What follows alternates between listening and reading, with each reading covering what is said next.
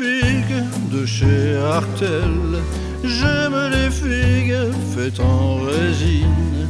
J'aime les figues Mephiston Red. J'aime les figues peinture à l'huile. J'aime les figues de chez Forge World. J'aime les figues de chez Citadel. J'aime les figues vues sur Discord. J'aime les figues que l'on peint à la chaîne. Si vous peignez ça, faites voir sur Insta. Si vous peignez ci, faites voir sur Didi. J'aime les figues brossées à sec. J'aime les figues faites à l'éponge. J'aime les figues peintes par Vatsec. J'aime les figues pile de la honte. J'aime les figues de chez Salaise. J'aime les figues quand j'en peux plus. J'aime les figues My Hobby Place. Affiliation 5%. J'aime les figues du gros Carlin Dodu. La, la, la. Nicolas Sarkozy.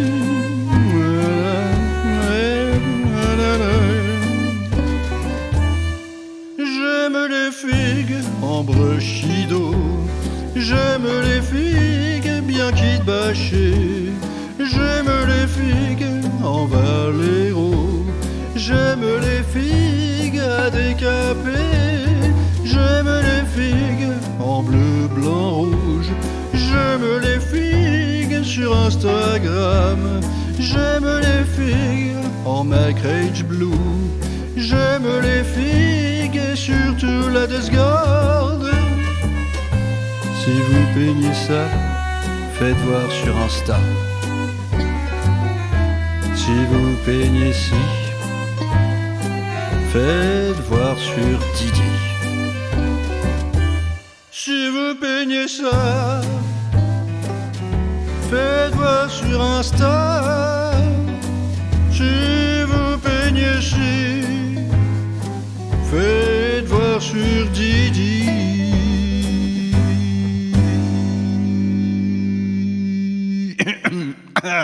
Hey, coucou les ruralistes, salut à tous. Bah ouais, j'aime les figues, hein, naturellement, ça méritait bien une chansonnette.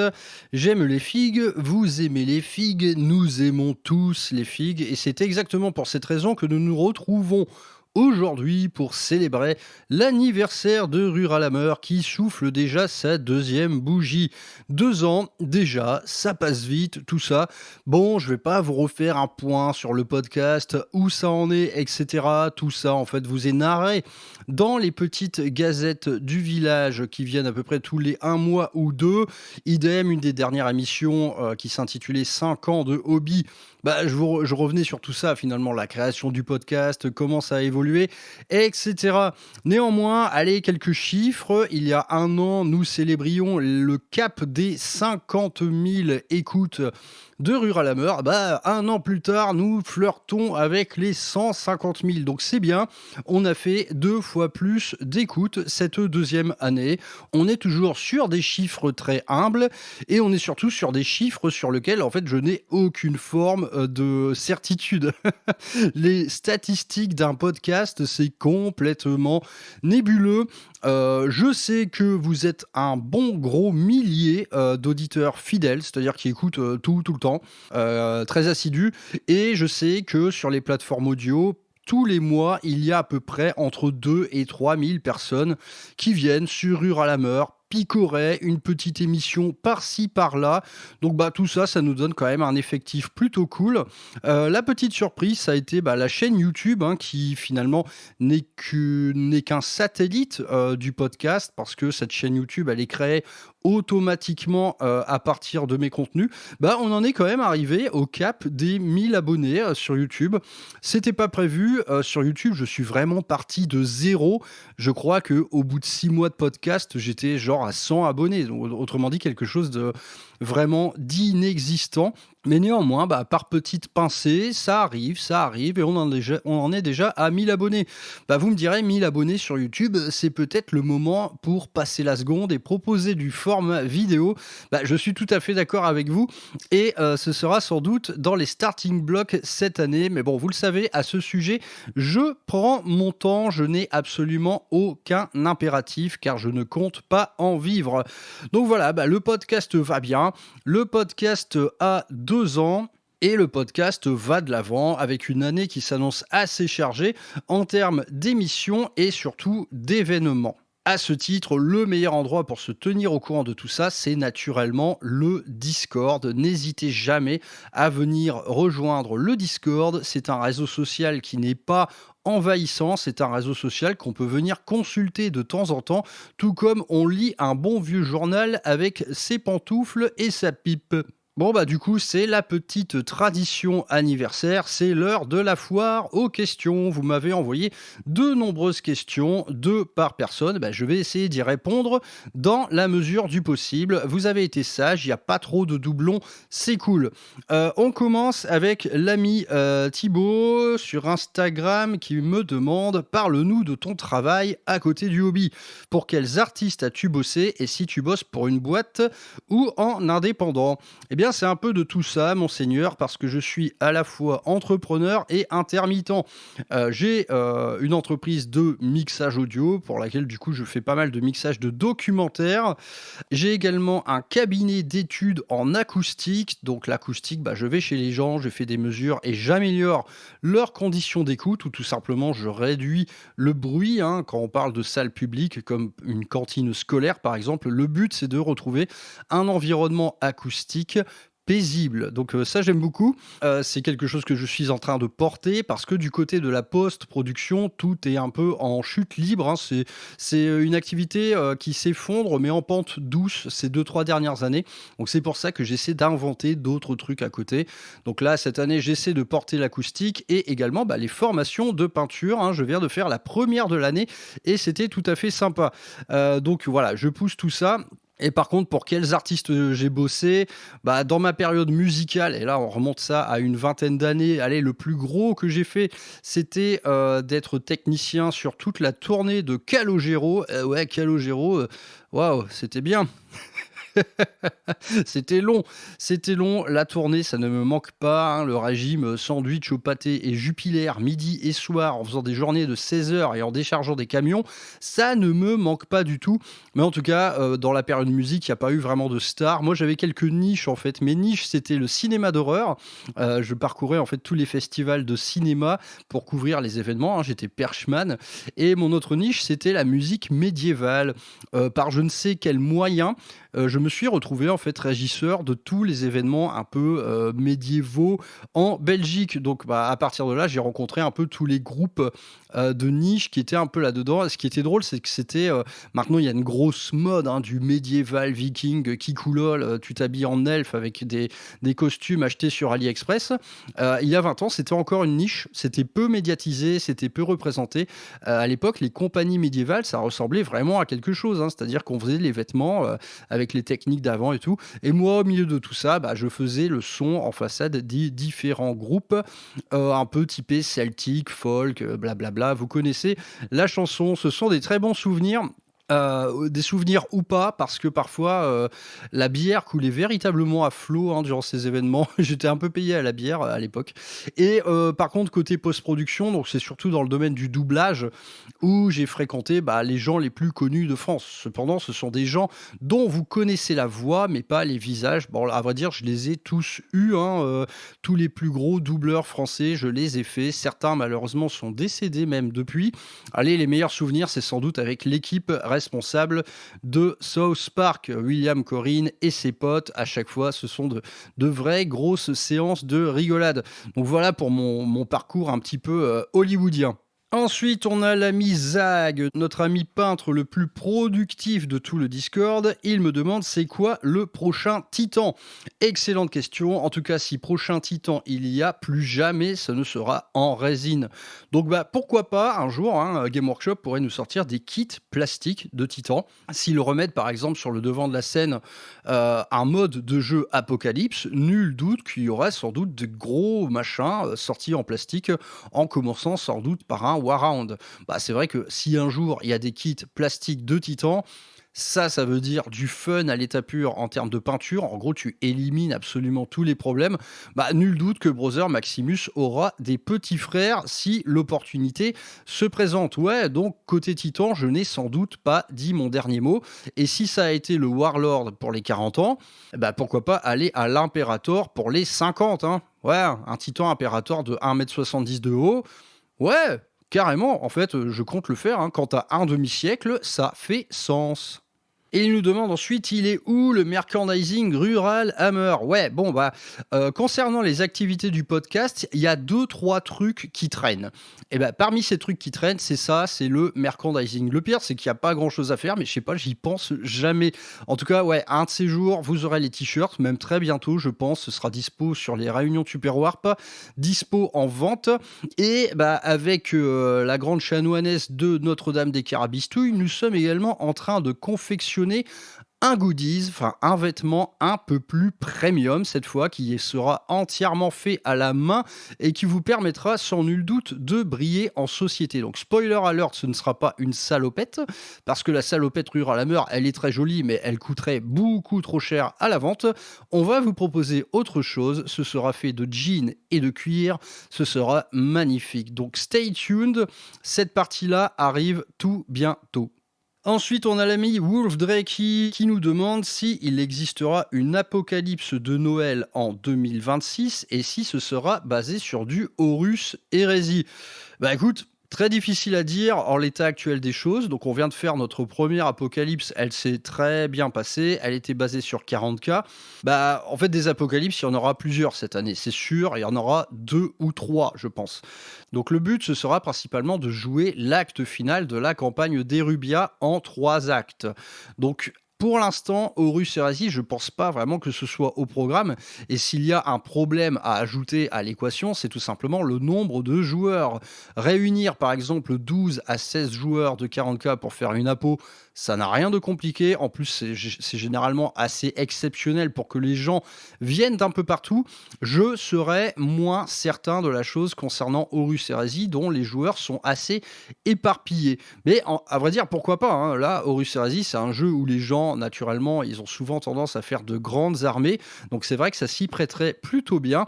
Écoute, je me note ça dans un calepin, mais je pense qu'avant d'arriver à cette extrémité, il faudrait déjà penser à un événement Horus Heresy en plus petit. Et ça aura également sans doute lieu cette année.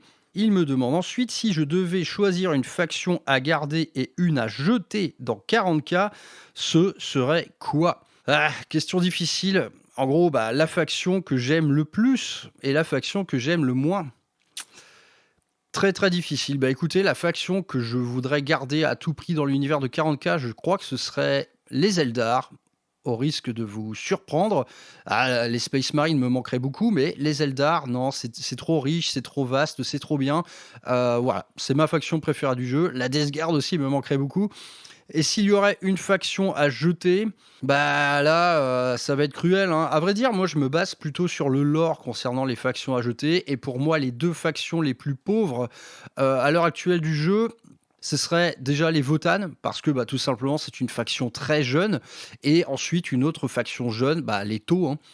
Les Tau, donc no rage, les joueurs Tau, mais je pense que ce serait vous que je sacrifierais. Parce que les Votann, ils ont beaucoup de potentiel, mais les Tau, en fait, il y a un truc qui me bloque d'office dans l'histoire, le design, le lore Tau, j'ai jamais trop accroché. Je dis pas qu'il est pas intéressant, hein, très loin de là. Mais c'est pas ma cam. C'est pas ma cam, donc si j'aurais une faction à sacrifier, ce serait malheureusement l'Empire Tau. Ensuite, on a l'ami Elenir. Salut, coucou. Il me demande comment vois-tu l'évolution de Boarding Action avec l'arrivée de la V11 ? Bah, à vrai dire, on ne sait même pas ce que ça donne en V10 parce que là, Board in Action est réactualisé en V10 pour sa campagne de fin d'édition. J'attends de voir, déjà ce qui va changer en termes de règles. Est-ce qu'il y aura eu des adaptations? Est-ce qu'ils vont nous dire: «Non, maintenant on ne joue plus en index, vous pouvez prendre en compte les data slates»? À vrai dire, il y a déjà toutes ces inconnues-là avant même de parler de la V11. Mais globalement, je pense que Board in Action, il changera peu, hein, ce truc. Si ça se trouve, le bouquin sorti en V10 sera tout à fait utilisable pour la V11. Une V11 qui, je pense, pour la plupart d'entre nous, on attend légère en termes de modification de règles.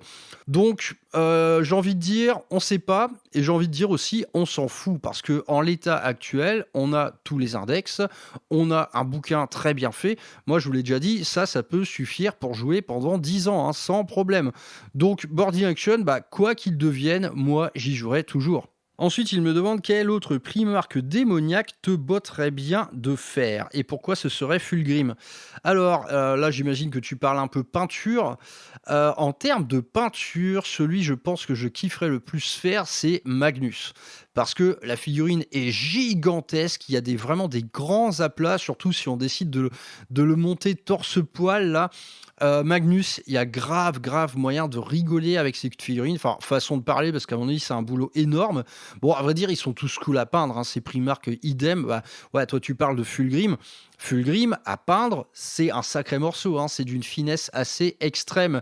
Et bah, d'autres Primark à peindre très intéressants, ce sont ceux chez Forge World, hein, que ce soit le Angron ou le Fulgrim transfiguré. Waouh, c'est de la méga belle pièce. Donc moi, si je devais en retenir qu'un, enfin, si on me forçait, si on me mettait un flingue sur la tempe en disant tu peins un Primark demain, je choisirais Magnus parce que je pense que c'est celui qui m'intéressera le plus en termes de technique. Mais pour le reste, tous les Primark démons sont géniaux à peindre, hein. Ce sont vraiment de superbes pièces, quelle que soit la faction choisie.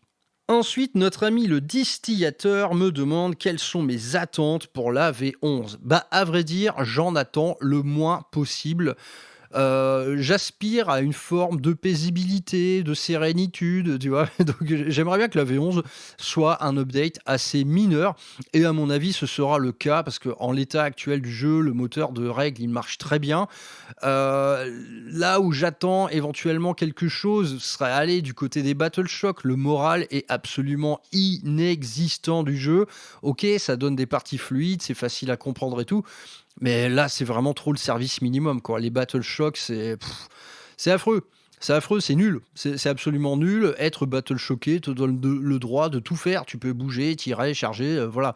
Il y a absolument aucune restriction. C'est pas le contrôle d'objets et l'usage des stratagèmes qui peuvent retourner une game. Donc le moral, c'est vrai que j'aimerais bien, quelque chose de plus incarné, bah, surtout quand on sort de la lecture d'un jeu comme Horus Heresy, où le moral est omniprésent. Alors certes, ça pourra pas être applicable à 40K, qui se veut être un jeu plus rapide, plus nerveux, mais néanmoins, ce serait chouette de s'en inspirer pour que le moral veuille véritablement dire quelque chose. Si je me mets à la place d'un joueur Night Lord, par exemple, dont le boulot est de déclencher des tests de Battle Shock en série, bah, il a beau en déclencher en série, ça ne donne rien sur le champ de bataille, ça handicape un petit peu, mais ça ne prend pas corps. Il n'y a pas d'unité en train de fuir ou en train de se faire caca dessus. Donc c'est dommage. C'est pas assez incarné tout ça. Bon, ça j'en reparlerai plus tard, mais en gros, moi, dans les trucs qui me chagrinent, voilà, il y a le Battle Shock, le Wargear gratos qui m'énerve. Mais si je devais attendre une seule chose en particulier de la V11, ce serait une transformation du modèle économique de Games, c'est-à-dire proposer une expérience full numérique et arrêter de vendre des bouquins à 50 € qui sont périmés 2 mois plus tard. Ça ne marche plus. Ça fait 3 ans que ça ne marche plus. Il est temps de changer. Donc ma principale attente pour la V11, au-delà du jeu, elle est surtout celle-là, un modèle économique tout neuf et numérique. Et il me demande ensuite quels sont mes livres préférés de l'univers Warhammer. Bah là, choix difficile tellement il y en a. Moi, là, actuellement, par exemple, je suis en train de relire les Gathering Storm et c'est génial. Ça fait vraiment partie des meilleurs bouquins de lore de Warhammer 40 000. Et du côté des romans, bah naturellement, pour moi, l'Horus Heresy, c'est vraiment la mine d'or, hein. Il y en a tellement et je suis loin de les avoir tous lus. Mes chouchous là-dedans, bah, il y en a vraiment beaucoup, hein. Je pense que le premier tome, le tout premier tome de l'Hérésie d'Horus, enfin, à vrai dire, les 3 premiers même, sont des quasi chefs-d'œuvre. Et dans le siège de Terra, la trilogie La faim et la mort, c'est quand même assez insurpassable en termes d'intensité. Donc je pense que si je devais retenir un seul bouquin de toute la Black Library, ce serait celui-là, la trilogie de Dan Abnett, La faim et la mort. C'est tout simplement fantastique. Lecture absolument impérative, messieurs. Ensuite, le petit Kogan Ra me demande: est-ce que je tiens ma promesse ou est-ce que j'ai un lot ou deux de projets non Games Workshop dans les tiroirs? Bah écoute, je crois que je vais tenir ma promesse. Je sais que les tentations sont nombreuses, hein, en termes des autres jeux, mais à vrai dire, Games Workshop me suffit amplement. Je sais qu'en ce moment, tout le monde se jette un petit peu dans Trench Crusade. Bah moi, Trench Crusade, je trouve ça trop tôt. Je trouve ça trop tôt. Le modèle économique, il est bancal. Il y a eu des problèmes. Les figurines achetées sur Only Games, là, elles puent. Elles sont mal faites, elles cassent et tout. Je pense que ce genre de petits jeux là qui naissent en fait de projets Kickstarter, un peu le truc, le délire entre potes, tu vois, ça dégénère assez souvent. Donc moi en fait, quand il y a un nouveau jeu qui pointe là où tout le monde est saucé en permanence et se jette à corps perdu dedans, moi c'est plutôt la méfiance en vérité qui prédomine et je préfère attendre qu'un jeu mûrisse. Déjà qu'il y ait un beau bouquin en français, voilà, relié et tout. J'attends que les règles soient stables parce que si j'achète un bouquin et que les règles changent tous les mois, ça va me saouler. Et j'attends aussi une vraie gamme de figurines. Donc en fait, je pense que Trench Crusade, par exemple, mérite une bonne année de plus pour que je commence à y réfléchir. En tout cas, ça a l'air génial. Du côté du lore, ça a l'air génial. Mais globalement, non, Games Workshop me suffit largement. 40K, c'est déjà envahissant de fou. Horus Heresy, c'est complètement un autre univers qui s'ouvre à moi. Et même, en fait, si je décide d'aller vers d'autres jeux comme Blood Bowl ou Warcry, bah voilà, en gros, il y a tout ce qu'il faut chez Games Workshop pour que j'ai envie d'aller voir ailleurs. Donc, je maintiens ma promesse pour l'instant, mais ça risque de durer encore un petit moment. Et ensuite, il me le demande: c'est pour quand Top Chef? Bah oui, Top Chef, j'y aurais tout à fait ma place, à vrai dire. Mais bon, pour cuisiner des, des plats de grand-mère, hein, moi je suis un adepte des plats en sauce et des ragoûts et des grillades également. Mais si un jour le format vidéo voit le jour, ce qui est quand même très probable, nul doute qu'il y aura peut-être quelques petites parenthèses culinaires, potagères ou tout simplement nature. Après tout, si je m'appelle Ruralamer, il faut que j'assure l'état d'esprit qui va avec. Ensuite, on a le collègue Vexaret qui me demande: tu préfères signer le Mercosur ou manger ton propre caca?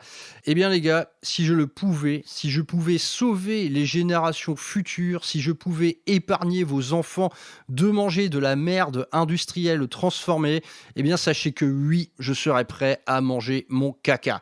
Cependant, eh ben, on n'a pas le choix, donc on va le subir quand même, ce Mercosur, au mépris de tout le bon sens du monde, et c'est une catastrophe. Plus que jamais, soutenez la ruralité, achetez vos produits chez des producteurs, hein, achetez tout en local, achetez tout en circuit court. Vous avez toutes les armes du monde pour ça. Les AMAP, c'est quelque chose de tangible, c'est quelque chose qui existe partout et le soutien à notre agriculture, il est absolument primordial et même avec toutes les meilleures intentions du monde, je pense qu'il est maintenant en véritable danger de mort, ce modèle agricole. Donc serrez-vous les coudes et surtout refusez toute la merde que l'on vous vend. Bon, je me suis rincé la bouche pour enlever le caca. Ensuite, il me demande: combien de tracteurs faut-il pour prendre le Parlement européen? Bon, là, clairement, tu me vends du rêve. C'est quelque chose que j'ai dû théoriser dans mon sommeil, hein. Si je devais prendre le Parlement européen, tu vois, je monterais une armée un peu de type Legio Imperialis. C'est-à-dire qu'il y aurait une avant-garde composée de Solex, suivie par d'immenses escouades de tracteurs. Et en fond, on aurait de la bonne vieille moissonneuse-batteuse.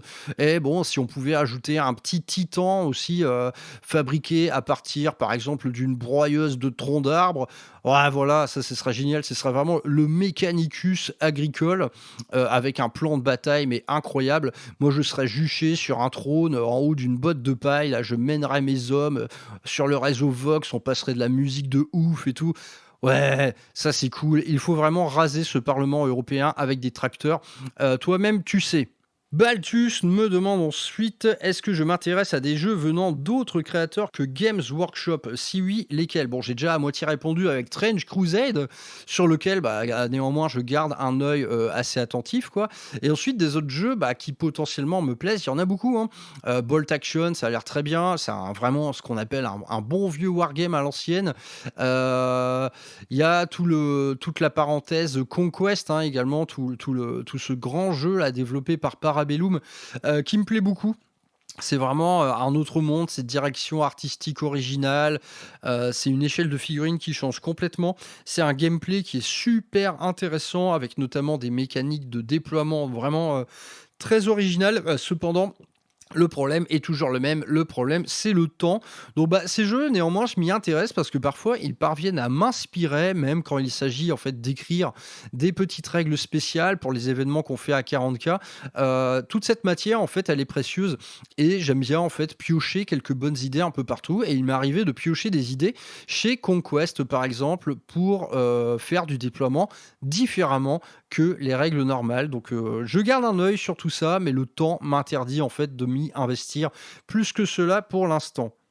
Et ensuite, il me demande: «Que penses-tu du régime végétarien?» À vrai dire, je n'ai que de la sympathie pour le régime végétarien. Par contre, je suis très suspicieux envers le régime végétalien, qui est lui plutôt un régime politique, à vrai dire, mais qui est par nature très, très carencé.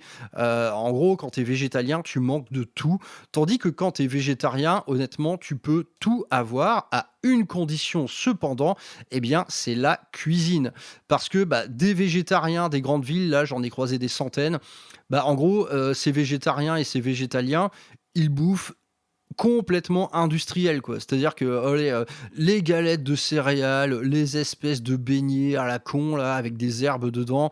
En gros, si tu es végétarien, mec, ton nouveau boulot, ça doit devenir la cuisine et tu dois remettre, en fait, au centre du débat plein de sources, de protéines. C'est-à-dire que quand bien manger en tant que végétarien, ça demande beaucoup de travail, à vrai dire. Il faut savoir cuisiner la légumineuse, il faut savoir, en fait, varier ses apports. Donc bref, moi, j'ai que de la sympathie pour les VG, à condition qu'ils fassent le boulot, parce que le VG qui cartonne à acheter du Bjorg, là, mais mec, t'as rien compris, en fait. T'as rien compris, quoi. Si tu deviens végétarien, c'est pas pour manger de la merde industrielle transformée. Donc fais le boulot et mange des lentilles. On retrouve ensuite le copain Brezios qui me demande: «À quand un voyage dans le vieux monde?» Écoutez, ce voyage, je pense qu'il aura bien lieu un jour. Cependant, pour l'instant, The Old World, ça ne m'attire toujours pas et toujours pour la même raison, ce sont les figurines. Néanmoins, ça va changer, hein. On a une armée grande KT qui est, magnifique et à vrai dire, le jour où toutes les armées seront de ce niveau, naturellement que je vais me pencher dessus. On a eu depuis également des nouveaux maraudeurs qui sont de toute beauté, mais par contre, en l'état, jouer des vieux machins et peindre des vieilles figurines, non, c'est hors de question, ça ne m'intéresse pas. Mais c'est clair que le jour où ils nous font une refonte massive de la gamme bretonnienne, je serai sans doute le premier à plier. Warhammer Battle, c'est toute mon enfance, c'est toute ma jeunesse. Pour l'instant, ça ne me manque pas plus que ça, mais un beau jour, nul doute que j'y retournerai. Mais là encore, j'attends que les choses mûrissent parce que il y a encore de ma part une certaine suspicion envers Old World et il y a un monde en fait dans lequel Old World pourrait devenir un jeu au moins autant hystérique que 40K. C'est très très loin d'être le cas maintenant, mais on a une scène compétitive de plus en plus active. On a un rythme de parution des Arcane Journal qui, à mon sens, est déjà quand même plutôt intense. Donc, j'attends de voir parce que si Old World devient autre chose qu'un jeu de niche un peu sympa et un peu narratif, clairement, je n'irai pas. Voilà, si je me détache actuellement un petit peu de 40K, ce n'est pas pour retrouver un jeu qui soit écrit suivant quelque part la même grille. Donc pour Old World, eh bien j'attends tranquillement, mais un jour c'est clair que l'envie de peindre des grands régiments poindra toute seule. Et ensuite, il me demande: est-ce que dans le futur et via l'association, tu aimerais mettre en place des projets aussi impressionnants que ceux de Planète Wargame? Alors, Si on parle d'échelle, c'est-à-dire 40 000 contre 40 000, ça arrivera forcément un jour. Il y a un mois, on a fait 20 000 contre 20 000. Honnêtement, c'était facile, c'était très beau, donc ça aura lieu sans doute dans des formes plus grandes. Par contre, en ce qui concerne l'exercice qu'a mené Vincent, c'est-à-dire imposer aux gens de peindre suivant un tel ou tel schéma de couleur, ça, non, jamais de la vie, c'est hors de question.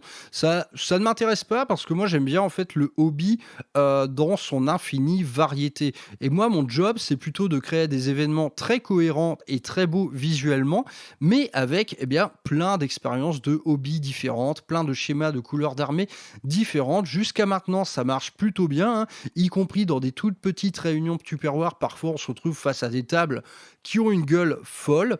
Moi, j'aime bien voilà, conjuguer le hobby en fait, dans sa multitude, sa diversité, sa variété. Donc clairement, non, demander aux gens de peindre suivant un schéma défini, je comprends très bien l'intérêt, mais moi, c'est pas la manière de faire. En tout cas, si on parle d'effectifs en termes de points, ouais, bah, un beau jour, je pense qu'il y aura des événements d'une taille assez similaire, hein. À vrai dire, après 3 mois d'existence, on en était déjà à 40 000 points. Bah, nul doute qu'au bout d'un an, ça fera du 80 000, hein. Mais dans la méthode, non, moi je préfère vraiment la variété, je préfère les tables variées, je préfère les armées variées et essayer de construire quelque chose de solide autour de ça. Donc ça n'enlève rien naturellement à la qualité des événements que fait Vincent. Et c'est vrai que visuellement ça claque, hein, d'avoir une armée de 40 000 points avec le même schéma. En vérité, c'est du jamais vu, hein. Je pense que ça a jamais été fait ailleurs. Mais bah, du coup, je vais pas lui piquer le concept déjà. Et moi, je fais à ma sauce en jouant plutôt la carte de la multitude. Ensuite, Bjorn me demande si l'achat d'un masque à gaz de Krieg pour prendre le Parlement européen, c'est utile ou futile. Ah, j'aime bien, hein, vous êtes pas mal axé guérilla en ce moment, ça me plaît. Bah ouais, évidemment, le masque à gaz, il est indispensable. Et même pour faire une pauvre manif à Avenue de la Grande Armée à Paris, désormais, il vaut mieux être équipé. Donc oui, le masque à gaz, indispensable. Et en plus, quand vous rentrez de manif, eh ben, vous pouvez sous-coucher vos figurines avec le même modèle ou même faire vos primers à l'aéro. Donc un masque à gaz à cartouche de bonne qualité du type 3M, c'est un excellent investissement en toutes circonstances car vous pourrez à la fois peindre et faire la guerre. Ensuite, il me demande si je devais faire une armée pleine de conversions de sculptures et de bits qui sort des sentiers battus, ce serait quoi? Eh bien, figure-toi que ça, c'est vraiment dans le nid de réflexion actuelle parce que je me forme bientôt à la sculpture et du coup, bah, j'ai en tête des petits projets qui me permettront de m'exprimer avec cette nouvelle discipline. Il y a plusieurs trucs. Déjà, je vais faire une espèce de détachement de la Dreadwing pour Horus Heresy, donc un détachement d'Archangel qui sera entièrement composé d'armure saturnine. Et justement, bah, je compte bien laisser parler ma créativité sculpturale pour habiller ces petits mecs.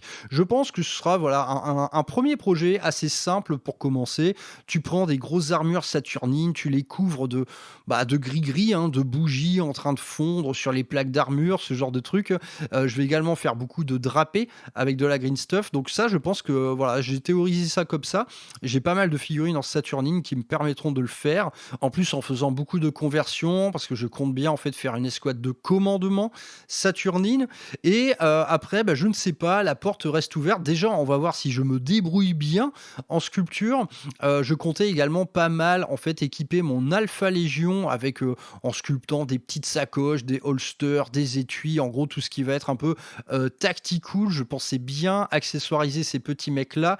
Et après, bah, la porte reste ouverte. Je n'ai pas encore trouvé quelque chose à faire de plus, mais j'ai plus d'une fois pensé naturellement à du Nurgle parce qu'à mon avis, s'il y a bien une faction dans laquelle on peut se lâcher en termes de sculpture, c'est celle-là. Donc peut-être bien qu'il y aura un beau jour un projet Nurgle entièrement sculpté et converti. On retrouve ensuite avec plaisir notre ami Raph le Griffon qui me demande si je donnerais une chance à la V11 de 40K.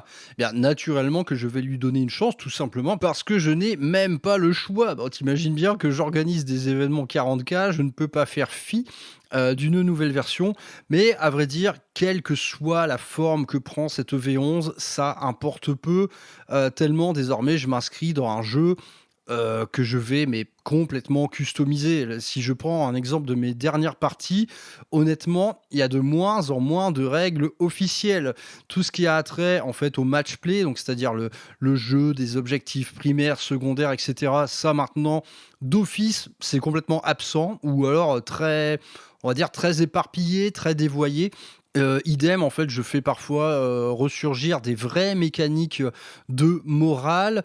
Les règles de déploiement, idem, j'en fais un petit peu ce que je veux.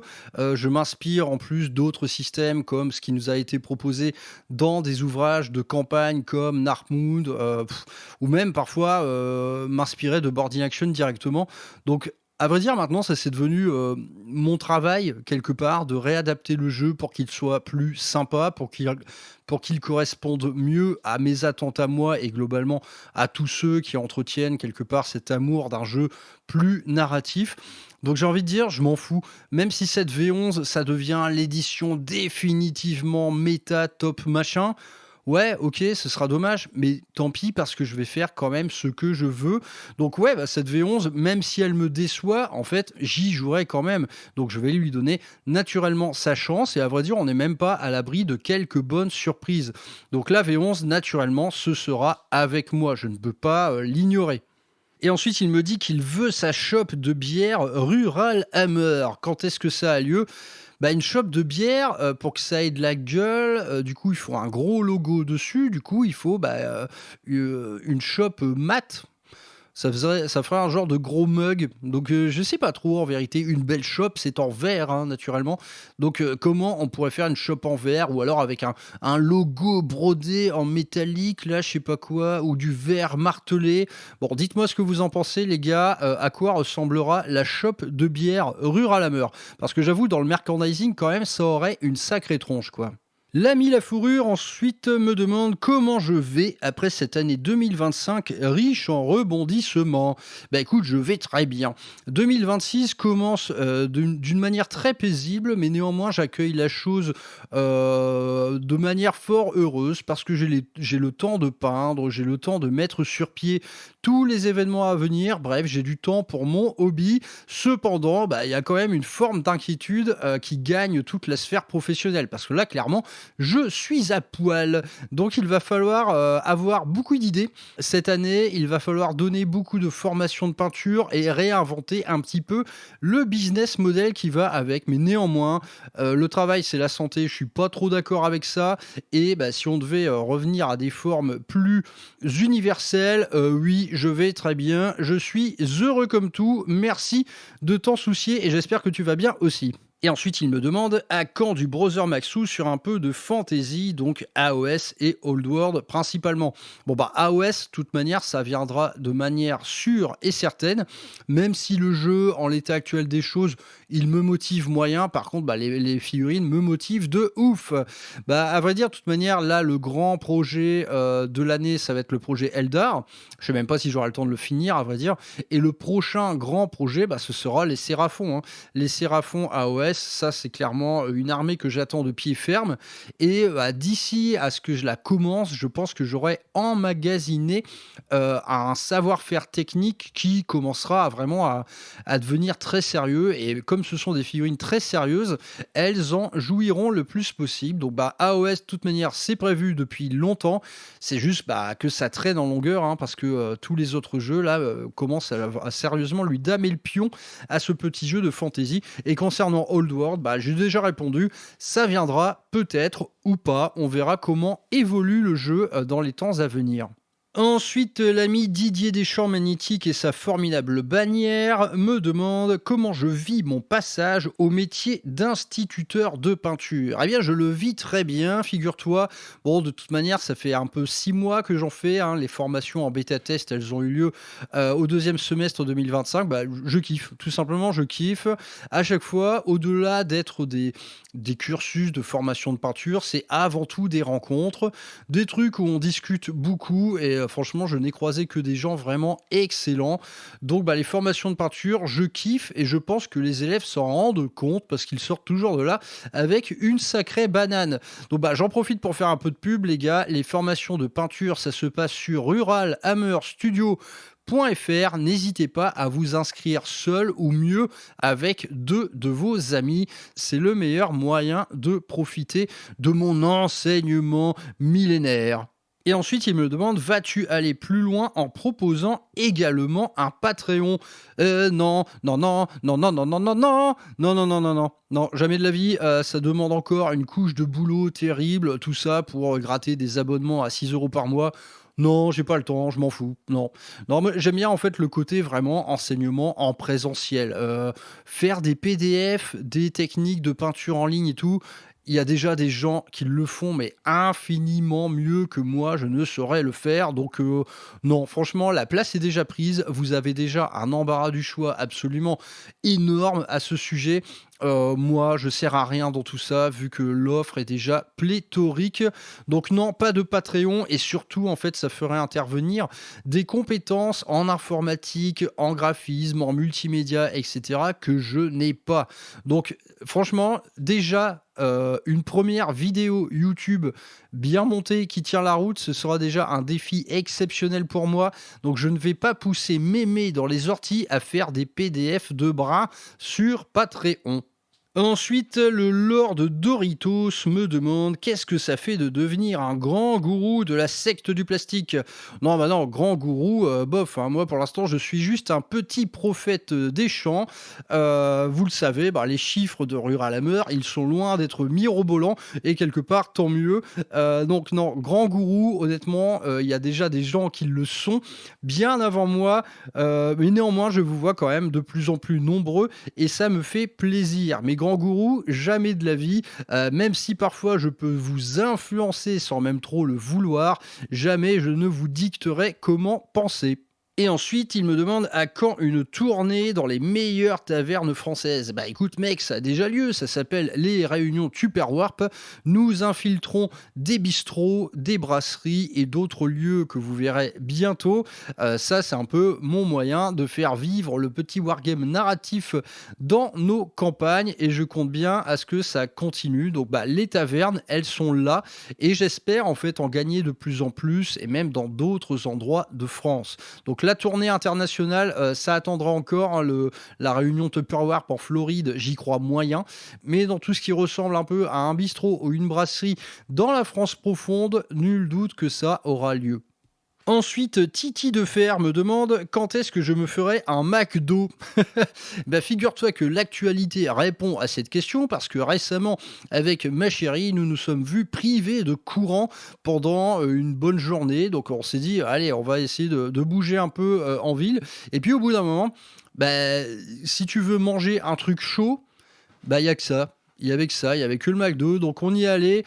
Moi j'ai pris quoi? J'ai pris un menu Maxif Best of Royal Bacon avec des nuggets. Bah, c'était vraiment pas bon, quoi. C'était vraiment pas bon. Et le pire, c'est qu'en fait, toi, tu peux penser, ouais, ok, on va se faire un petit plaisir régressif comme ça à manger un McDo.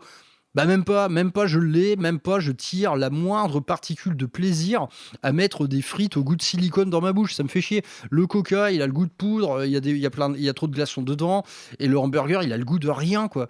Il a le goût de rien. Donc en fait, même le petit plaisir agressif, tu vois, un peu du même ordre que de se regarder une série B avec Vin Diesel et The Rock, bah ça marche plus. Ça marche plus, je n'en retire pas le moindre atome de plaisir venant de tout ça. Maintenant, moi, bah voilà, on s'est fait notre McDo récemment, ça a dû coûter 30 euros, c'était infect. Et comme d'habitude, moi, dès que je sors de ce genre d'endroit, eh bien, je tousse. C'est clair, mais à chaque fois, hein, je vous jure, c'est mon corps. Donc tousser, c'est quoi? C'est un rejet. Hein, les fumeurs le savent bien, vu qu'ils s'empoisonnent tous les jours. Quand tu tousses, c'est un rejet. C'est ton corps qui dit il faut que j'expulse cette merde de moi, tu vois. Bah, moi, quand je sors du McDo, c'est ça. J'ai une petite toux là. C'est-à-dire, en gros, j'ai mangé un truc pas bon. Mon corps, il me fait signe, il me dit hé, fais plus jamais ça, sinon je tousse beaucoup, quoi. Bref, voilà, c'était le McDo de l'année. À chaque fois, c'est vraiment quand il n'y a pas d'autre option, mais ça se regrette néanmoins et on aurait dû aller brouter de l'herbe. Et ensuite, il me demande quand te feras-tu un French Wargame Café? Bah là, écoute, c'est la géographie hein, principalement qui m'emmerde à ce sujet. Moi, accéder à Paris maintenant, c'est devenu très très compliqué. En gros, ils ont fait en sorte que les provinciaux n'y rentrent plus hein, dans Paris. Tu peux plus te garer, tu peux même plus payer de parking au-delà de 2 heures. Donc bah, c'est devenu très compliqué et en transport, bah, les transports déjà, ils sont dysfonctionnels et en plus, bah, dès lors qu'il faille traîner une armée de 2000 points, moi, je suis moyen chaud de prendre le train, avec, plusieurs, centaines d'euros dans le sac et plusieurs centaines d'heures de travail dedans également. Donc le French Wargame Café, bah, à vrai dire, il faudrait que je trouve un plan, genre, ouais, il y a un pote qui m'héberge à Paris ou ce genre de truc. Mais c'est vrai qu'en fait, ils organisent pas mal de machins narratifs hein, là-dedans. Ils font souvent du Mordheim, ils font des apocalypses, ils ont un planning véritablement cool à ce sujet. C'est vrai que les gens en ont une image un peu de lieu d'entraînement pour Metagogol, mais à vrai dire, c'est loin d'être le cas. Donc pourquoi pas un jour, bah, si vous avez des plans en la matière, proposez-moi. Si vous spottez un événement qui pourrait nous plaire à tous, bah, on pourrait s'organiser une petite expédition, pourquoi pas en louant une petite chambre d'hôte ou ce genre de conneries. Bref, je suis ouvert à toute suggestion, mais c'est vrai qu'un jour, j'aimerais bien y faire un tour. Ensuite, l'ami Arcanoïde nous dit: moi, j'aimerais un projet modélisme complet homemade sur YouTube, de la feuille blanche à la table en réel, en plusieurs étapes si possible. Bon, on va parler d'Arcanoïde parce que je comprends pas. En gros, lui, son truc, c'est faire du décor, mais à l'ancienne. C'est-à-dire, on prend du carton, des morceaux de plastique, on bâtit tout de A à Z. Et lui, il fait ça. Il fait ça très bien. Et par contre, il demande à tous les youtubeurs francophones de faire comme lui. Bah non, moi j'ai pas le temps de faire ça, mec. Donc c'est ton job, ça en fait. C'est ton job. Je crois que t'es le meilleur là-dedans. Donc, bah, fais-en. Documente ce que tu fais et partage-le un maximum.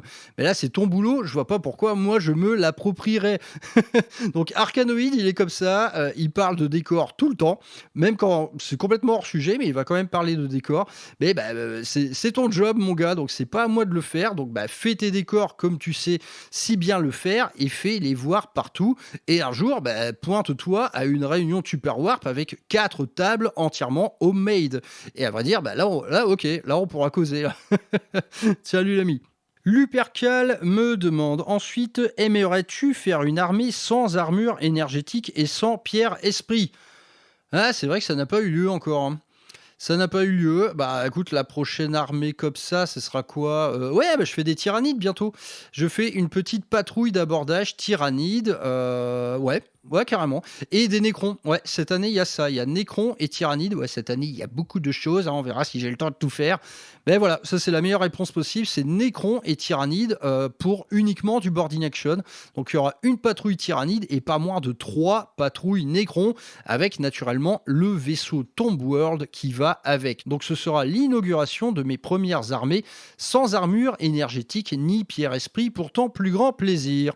Et ensuite, il me demande mon avis sur les créateurs de contenu Warhammer sur YouTube. Bah, je l'ai déjà dit, en vérité, j'en consomme pas des masses. Moi, ce que je consomme, c'est le lore, mais en tout cas, les chaînes YouTube francophones. Donc, par exemple, toutes celles qui parlent de news, je n'en consomme aucune. Celles qui parlent des rumeurs, encore moins. J'ai horreur de ça. Les rapports de bataille, je n'en consomme plus, à moins vraiment que ce soit précisé que, ok, ça raconte quelque chose, c'est narratif, etc. Bref, moi, j'en reste vraiment aux chaînes de lore et pas grand-chose d'autre. Euh, pff, non, ouais, genre, pas vraiment. Vatsec fait des trucs sympas hein, chez My Hobby Place. Parfois, il fait des petites émissions thématiques, comme dernièrement sur le vernis, sur les pigments. Tout ça, c'est pas mal d'utilité publique. Mais pour le reste, non, je consomme très, très, très peu de YouTube autre que du lore. Et les meilleures chaînes de lore, bah, vous les connaissez déjà, hein, à vrai dire.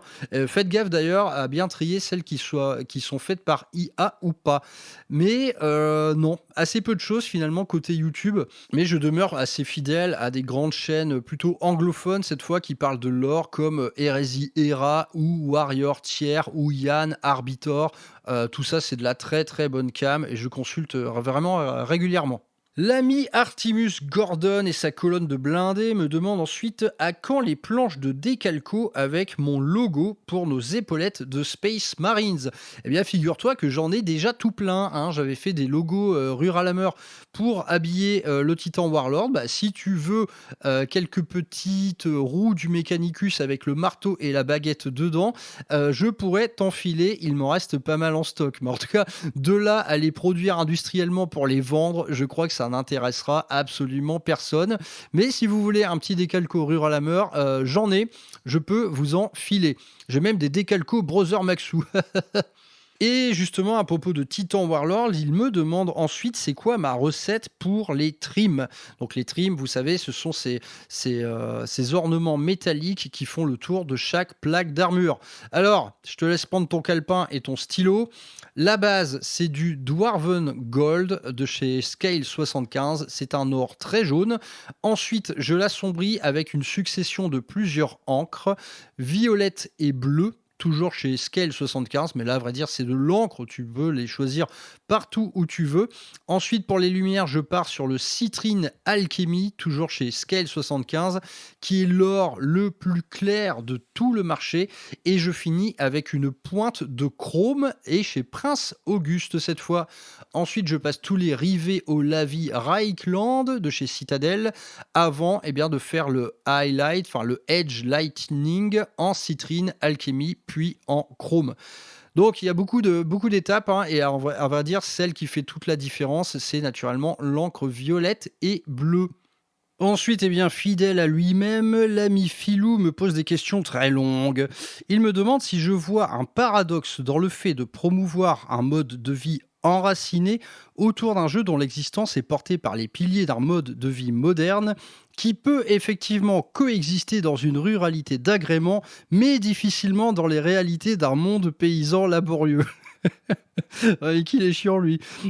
Effectivement, moi de toute manière, ma ruralité, c'est une ruralité d'agrément. Je ne me lève pas à 4 heures du matin, je ne travaille pas 70 heures par semaine. Donc pour moi, on est plus dans, comme on dit maintenant, dans le lifestyle, plus qu'autre chose. En gros, c'est tu profites de la ruralité sans en subir tous les mauvais côtés. Et naturellement, moi c'est un mode de vie que je propose, naturellement, que je vous encourage à retrouver. Le simple fait de retrouver la nature, généralement, ça fait du bien. Par contre, on est bien loin d'un train de vie qui tourne autour de la paysannerie. Cependant, dans mon auditoire, il y a en fait pas mal de paysans. Il y a beaucoup de gars qui travaillent, qui font du 70 heures semaine et qui m'écoutent dans leur tracteur et qui mènent une activité de hobby assez humble, mais néanmoins quand même très investie. Et c'est souvent dans ces sphères-là qu'on retrouve naturellement le problème de l'argent, parce que les agriculteurs qui vivent bien, honnêtement, il n'y en a pas des caisses. Et c'est vrai qu'en fait, dès lors qu'on arrive même pas à se dégager des revenus par rapport à son activité, l'activité du hobby devient assez problématique. Néanmoins, les gens, ils ont des idées, ils se bougent, et même s'ils travaillent comme des fous furieux, ils mènent en fait un petit hobby tambour battant. Et je suis très fier de vous, mes amis agriculteurs qui m'écoutez en faisant la récolte des vignes ou des patates. C'est absolument fabuleux. Et ensuite, il me dit le wargame étant aujourd'hui principalement pratiqué par des adultes qui ont connu des versions antérieures du jeu dans leur jeunesse, dans la pratique du hobby, que faut-il selon toi encourager et décourager parmi les effets produits par le sentiment nostalgique? Très bonne question, parce que c'est vrai que la nostalgie, ça ne vous a pas échappé, c'est véritablement devenu une valeur marchande. Partout autour de nous, ça s'agite comme ça. On crée des séries qui ont déjà existé, on refait des films qui ont déjà existé. Bon, dans le wargame, je trouve que c'est quand même un peu plus nuancé. 40K, par exemple, est un jeu qui va constamment de l'avant. Je trouve qu'il n'a pas souvent vocation à recréer ce qui a déjà été fait. Le meilleur exemple, en l'occurrence, c'est Old World.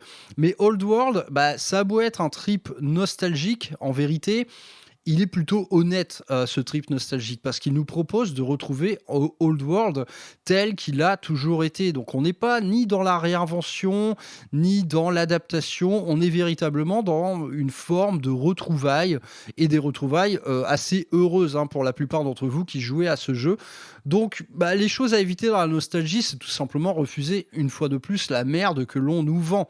Moi, par exemple, en termes de cinéma, de séries et tout, maintenant, je n'essaye même plus, dès dès lors qu'on voilà, ça fait maintenant, pas loin de 20 ans que le business hollywoodien consiste à prendre toutes mes références de l'enfance pour, bah, les retourner et en faire des trucs vraiment vilains. Maintenant, je n'essaye même plus.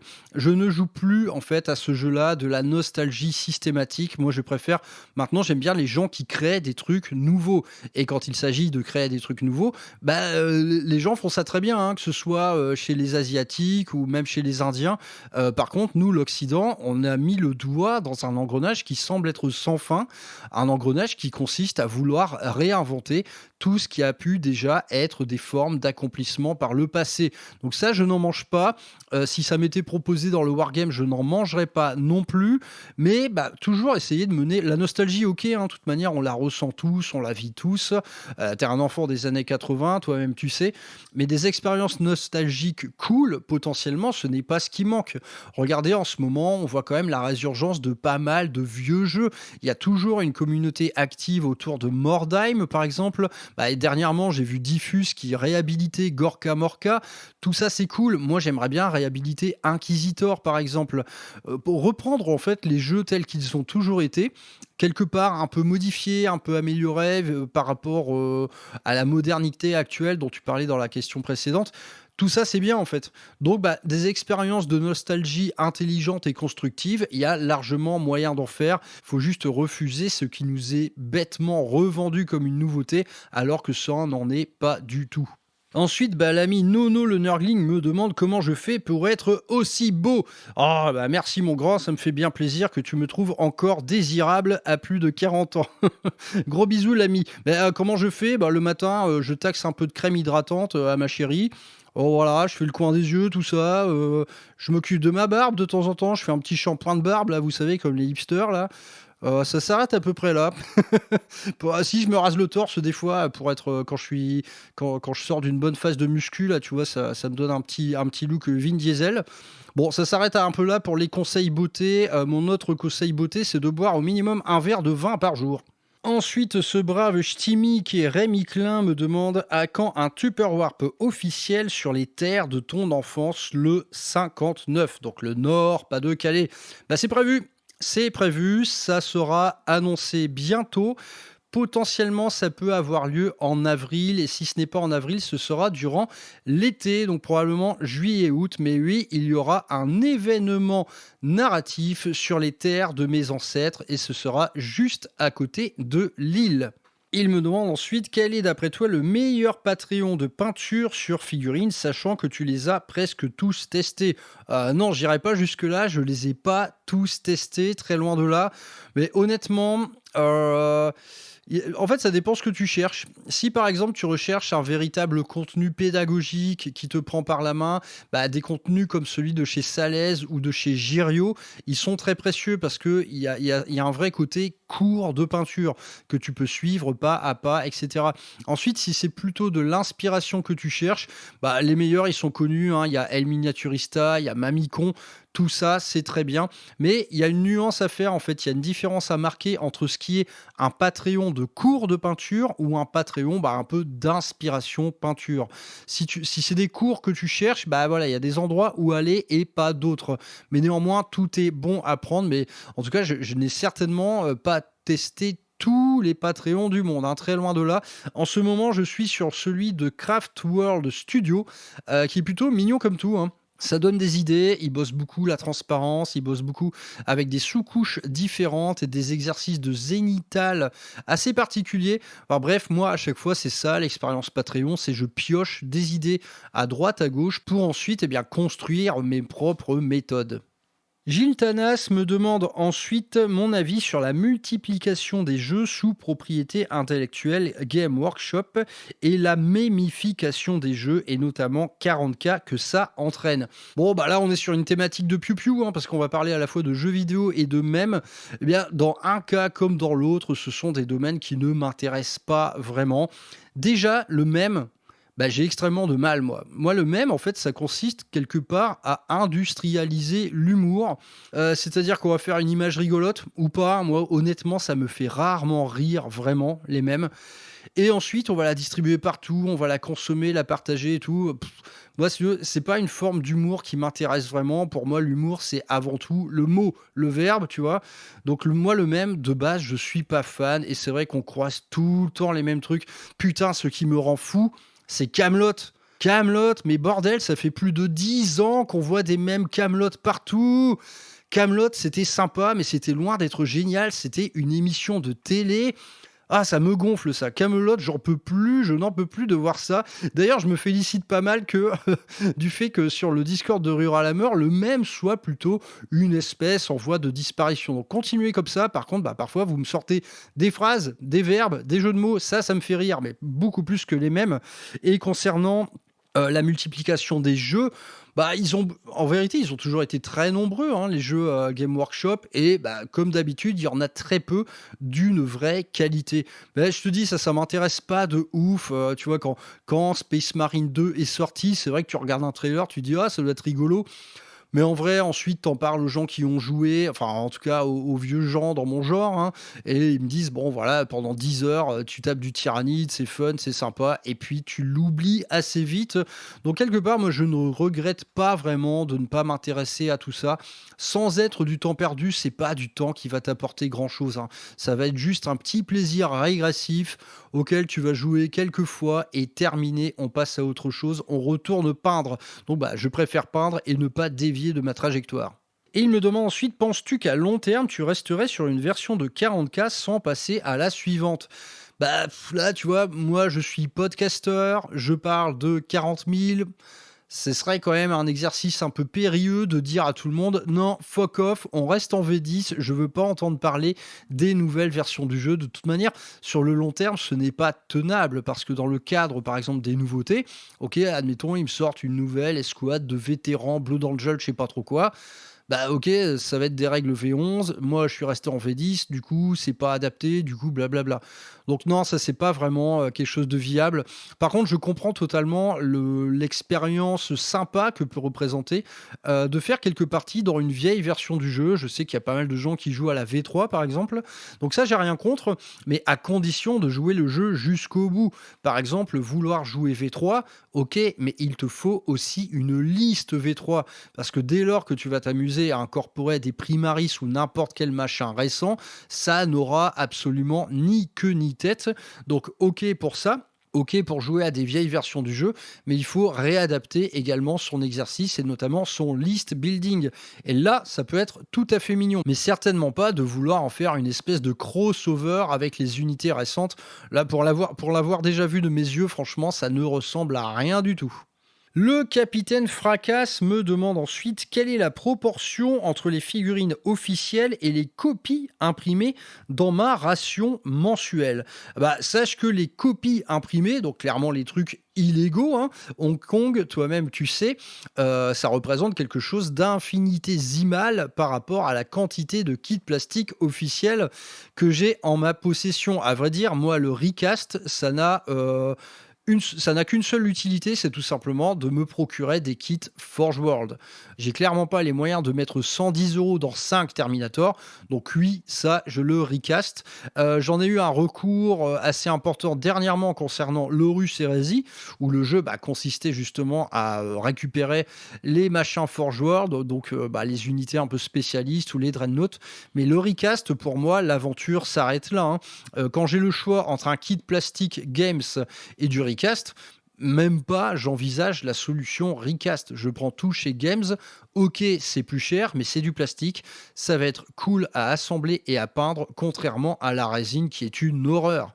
Et ensuite, il me demande quel est mon budget mensuel, tout confondu, dans le hobby, donc c'est-à-dire peinture, figue et modélisme. Waouh, bah là, à mon avis, ça doit être assez violent, hein. J'ai jamais compté, en vérité. Moi, les achats de figurines, en général, il y a à peu près 3 achats par an, mais ce sont des achats toujours assez massif. Honnêtement, si on et mais par contre, c'est vrai que je mets beaucoup, beaucoup de pognon, dans tout ce qu'il y a autour. Que ce soit les livres, les accessoires, la peinture, le modélisme. Honnêtement, si on devait faire le lissage annuel, je dois être à peu près à 300 balles par an. Ça me par Ouais, entre 2 et 300, je pense, ça doit être ça. Donc c'est beaucoup, naturellement, mais c'est également quelque chose qui m'occupe parfois jusqu'à 10 heures par jour. Donc, bah, c'est cohérent en fait. C'est cohérent et j'ai pas vraiment d'autres sources de dépenses concernant mes loisirs, donc je m'en sors finalement pas mal. Mais c'est vrai que bah, surtout là, l'année dernière, ça a dégénéré avec la mise en place des formations peinture, hein. Là, il y a eu pas mal de budget en fait dédié à tout ça. Ouais, en gros, on doit être à peu près là-dessus, on doit être à peu près sur du 300 balles par mois. Donc c'est beaucoup, mais bon, comme c'est également devenu un peu mon métier, bon, ça ne me dérange pas, moi, de leur donner beaucoup d'argent à Games. Il y a pas de souci. On retrouve ensuite l'inénarrable révérend Zéro qui ne me pose qu'une seule question, mais quelle question évidemment? Quand annonceras-tu que le beau dont tu parles toujours est en fait un gros mot qu'on appelle amour? Ah bah ouais, évidemment, dans le mille, hein, les gars. La quête de beauté, hein, que je vous propose via Rural Hammer, c'est tout simplement une quête d'amour. Pour moi, les deux sont infiniment liés. Le hobby, ça peut permettre de créer du beau, mais ça peut permettre également de créer de l'amour qu'on partage autour d'une table et dont la première étape consiste tout simplement à retrouver, enfin à renouer une forme de dialogue, à reparler aux gens autour de nous. Moi, ça m'a fait du bien, donc j'imagine que ça vous fera du bien aussi. Rural Hammer n'existe que pour ça, pour répandre du beau et de l'amour autour de vous. Donc bah dans le mille, mon pote. Ensuite, le chevalier Séville, avec lequel je partagerai l'expérience abordage et canonnade au mois de mai, me demande est-ce que j'ai déjà eu un déclic pendant un épisode ou après coup où j'ai pris conscience que mes prises de position pouvaient dépasser le cadre du simple hobbyiste passionné avec ce que ça implique vis-à-vis de Game Workshop et de la communauté. Entre parenthèses, hashtag influenceur. Bah ouais, naturellement, je m'en suis rendu compte plus d'une fois, hein, y compris même parfois en lisant vos retours. Je vous influence potentiellement dans plusieurs trucs, hein, dans la manière de jouer, dans la manière en fait de mener son exercice artistique par rapport à la peinture.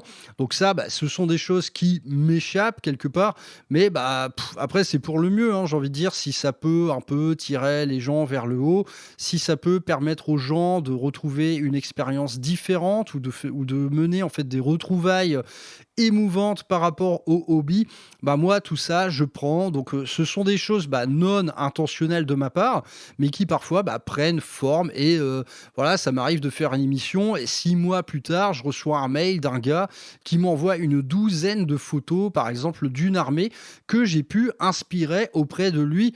Bon, je ne peux que m'en féliciter, hein, parce que avoir fait germer une idée qui aboutisse à des centaines d'heures de travail et des photos magnifiques, voilà, ça me fait grave plaisir. C'est là qu'en fait le média prend tout son sens, toute son envergure et toute sa raison d'être. Donc naturellement ça m'échappe, mais je prends quand même parce que ça me rend heureux. Et de toute manière, pour le reste, je compte toujours sur votre libre arbitre. Bien entendu, libre à vous de me trouver complètement con. Et ensuite, il me demande est-ce qu'on aura un jour des nouveaux épisodes de rêve d'abordage avec peut-être une volonté un jour de écrire ou designer ses propres détachements. Créer mes propres détachements, je l'ai déjà fait. J'ai créé un détachement, par exemple, le Blood Angel, qui est moins générique en fait que le détachement de base Frappe Astartes. Je pourrais vous le partager un de ces jours. Quant à des épisodes dans la lignée de Rêve d'abordage, Rêve d'abordage, ça a été un épisode qu'on avait fait avec Xavier, qui était un épisode de match-up tout simplement. Ça va avoir lieu.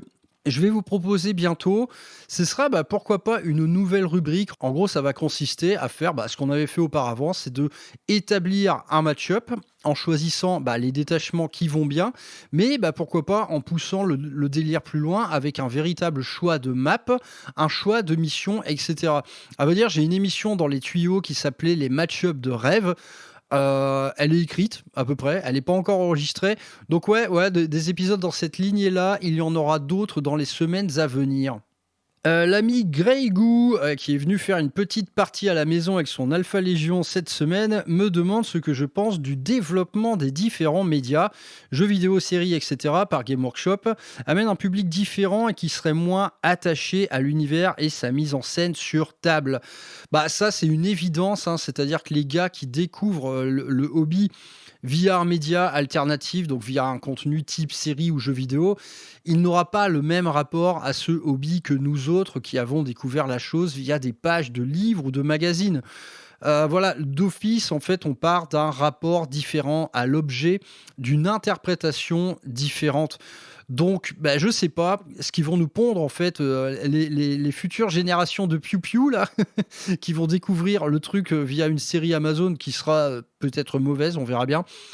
Je sais pas. Je sais pas comment ça ce que ça va donner. Est-ce que en fait, potentiellement, le truc peut devenir un exercice du hobby tel que nous, on le conçoit, c'est-à-dire des belles tables, des belles armées avec du jeu sympa?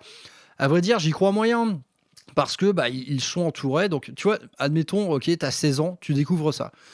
Tu vas te renseigner sur YouTube et partout où tu vas regarder sur YouTube, ce sera la même chose. Ce sera du match play, des décors en carton et parfois même des armées pas bien peintes. Et ça me retourne à chaque fois que je vois ça sur des chaînes YouTube gigantesques de voir des armées moches. Waouh, quelle indignité, quoi.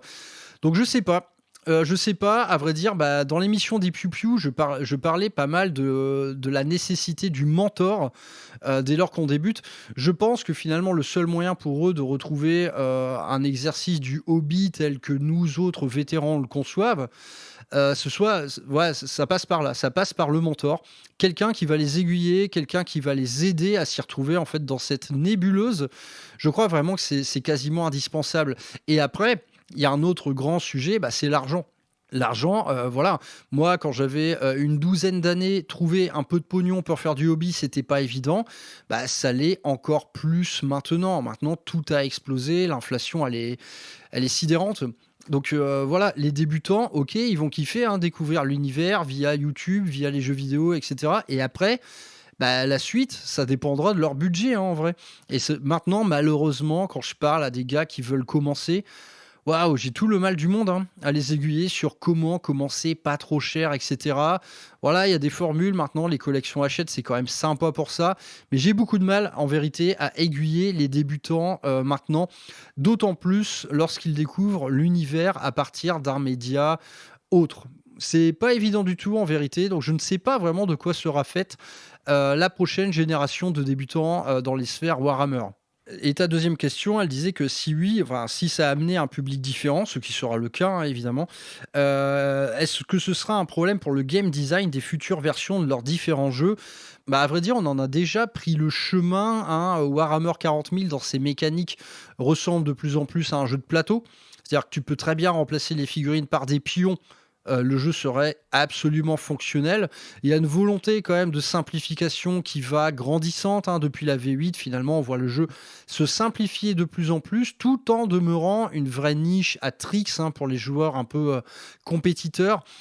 Je pense que c'est déjà le cas. Warhammer 40 000, en fait, ne cessera potentiellement jamais d'être simplifié pour être toujours plus accessible au plus grand monde.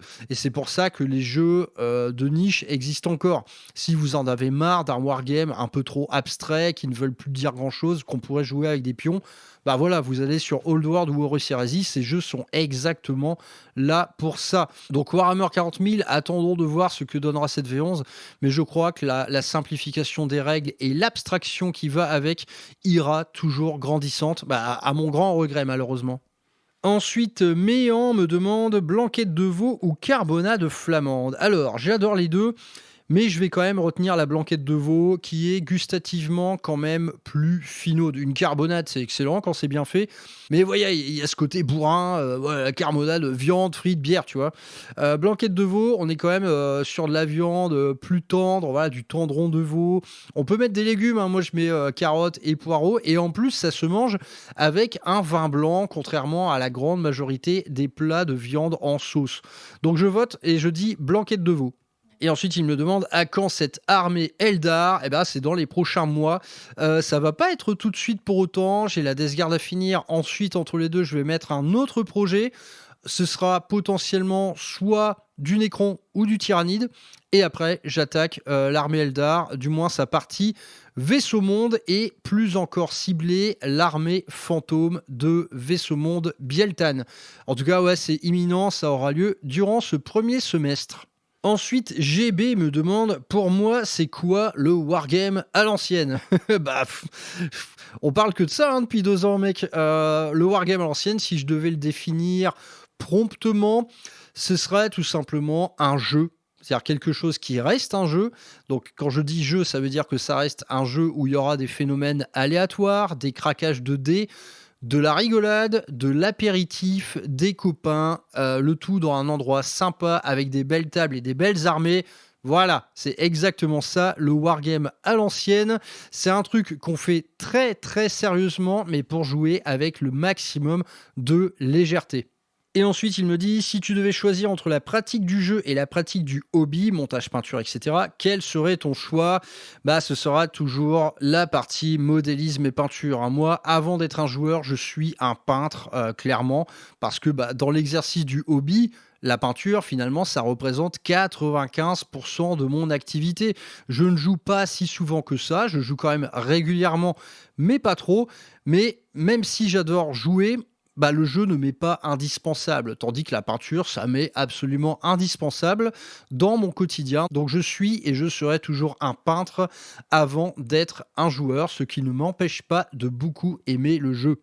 Ensuite, l'ami Jadot me dit, bon allez, en vrai, un peu d'AOS pour 2026? Ah bah non, pour 2026, ça va être compliqué, amigo. Je sais que toi, tu as tout ce qu'il faut pour y jouer, mais moi, là, j'aurais pas le temps de commencer, je pense, l'armée Séraphon cette année, hein.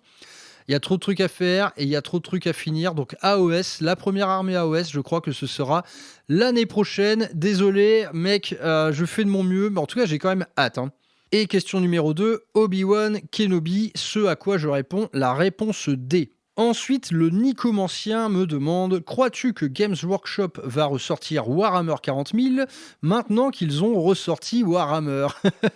Très bien vu, très bien vu. Effectivement, ils ont sorti Warhammer, mais à vrai dire, on n'est même pas à l'abri d'un scénario identique pour Warhammer 40 000, hein. Regardez là, il y a tous les Primarques qui commencent à revenir. Bah ok, tous les Primarques seront revenus, ils vont nous faire répéter l'Empereur, pourquoi pas même les dieux du chaos en personne qui infiltreraient dans le monde matériel. Tout ceci, ça nous donnerait tout simplement une fin du monde bis. Donc on écrirait la fin du monde de Warhammer 40 000 et peut-être renaîtrait-il plus tard sous une autre forme, Warhammer 50 000 qui serait devenu une espèce de 40K 2.0 où on aurait des batailles de dieux et de demi-dieux. On n'est pas à l'abri d'un truc pareil. À mon avis, de toute manière, ça ne peut aller que dans cette direction-là. Tous les Primarques reviennent. L'empereur finira par revenir, donc les dieux finiront par revenir. L'empereur sera même peut-être lui-même un dieu. On n'en sait rien, mais si on pousse l'univers dans 20-30 ans, on pourrait en être là en vérité, hein. Donc on n'est pas à l'abri d'un truc pareil. Et ensuite, si tu ne devais garder qu'un aspect du hobby, peinture, jeu, lecture, lequel garderas-tu? Bah, je viens d'y répondre, la peinture avant toute chose. Totoribus me demande ensuite à quand un épisode de beauté et bien-être sur les deux extrêmes de la chaîne alimentaire du hobby, le pinceau et le support. Peindre en synthétique, martre, végétal, peindre résine plastique, métal, différence de traitement de ces supports, etc. Eh bien, c'est une excellente idée, à vrai dire, qui ne m'était pas venue. Les types de matériaux utilisés pour les pinceaux et les types de matériaux dont sont faits les figurines. Bah écoute, c'est noté bien précieusement. C'est un sujet assez compliqué en vérité. Et bah ouais, très bien. C'est noté, ça aura lieu un jour. Merci mec. Et ensuite, il me demande, penses-tu envisageable de tout plaquer le jour où Games Workshop fait l'augmentation de prix de trop? Ou non, t'es trop impliqué, passionné, la passion n'a pas de prix? Bah, à vrai dire, l'augmentation de trop, elle a déjà eu lieu, hein. Là, voilà, tous les kits plastiques ont passé la barre des 50 balles. On a même des escouades spéciales. Bah, regardez récemment, là, l'escouade de Titus, c'est une escouade à 70 balles, quoi. Donc l'augmentation de prix, en vérité, celle de trop, elle a déjà eu lieu et elle avait même déjà eu lieu l'année d'avant. Donc bah, maintenant le prix il est, odieux, hein, on va pas se mentir. Moi il y a des trucs que je refuse déjà en fait, hein. Par exemple, payer un personnage seul 37 €, c'est hors de question, ça n'aura jamais lieu. Moi de toute manière, je me concentre uniquement sur les grosses boîtes, que ce soit les boîtes de départ, l'équivalent des Start Collecting ou les Battle Force. Elles deviennent également de moins en moins intéressantes à mon sens, mais néanmoins j'essaie de composer comme ça. Mais comme tu l'as dit, bah, pour ma part, c'est une passion qui n'a pas de prix. Donc je ne réfléchis pas encore à me substituer à tout ça. Pour l'instant, je continue malgré tout, même si ça fait mal, hein, comme récemment la boîte Darkwater au-dessus de 200 €, ça fait mal. Mais néanmoins, ouais, comme tu dis, ma passion n'a plus de prix. Donc je continue malgré tout, mais je comprends largement tous les problèmes que ça implique. Et moi, j'essaie de jongler avec ça du mieux que je peux. Ensuite, monsieur Delecos me demande si demain Game Workshop abandonne 40K comme ce fut le cas pour Battle, est-ce que je crame mon armée devant un magasin? Non, clairement pas. Même si, allez, il faisait de Warhammer 40 000 le pire jeu du monde, bah, type AOS V1 avec une réinvention du style, tu vois, on aurait je sais pas, on aurait des Sœurs du Silence à cheveux bleus et tout, avec des piercings dans le nez. Non, non, mes armées, je les garde, elles ont de valeur sentimentale. Jamais de la vie, je ne pourrais en fait foutre le feu à une armée. C'est mort.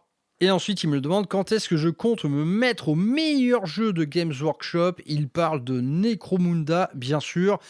Eh ben ça, c'est pas prévu du tout. À vrai dire, dans un premier temps, s'il y a un petit jeu auquel je pourrais bien m'essayer, ce serait Blood Bowl. Blood Bowl, c'est une petite boîte, tu la peins, c'est terminé. Tu me diras, pour Necromunda, c'est un peu la même chose.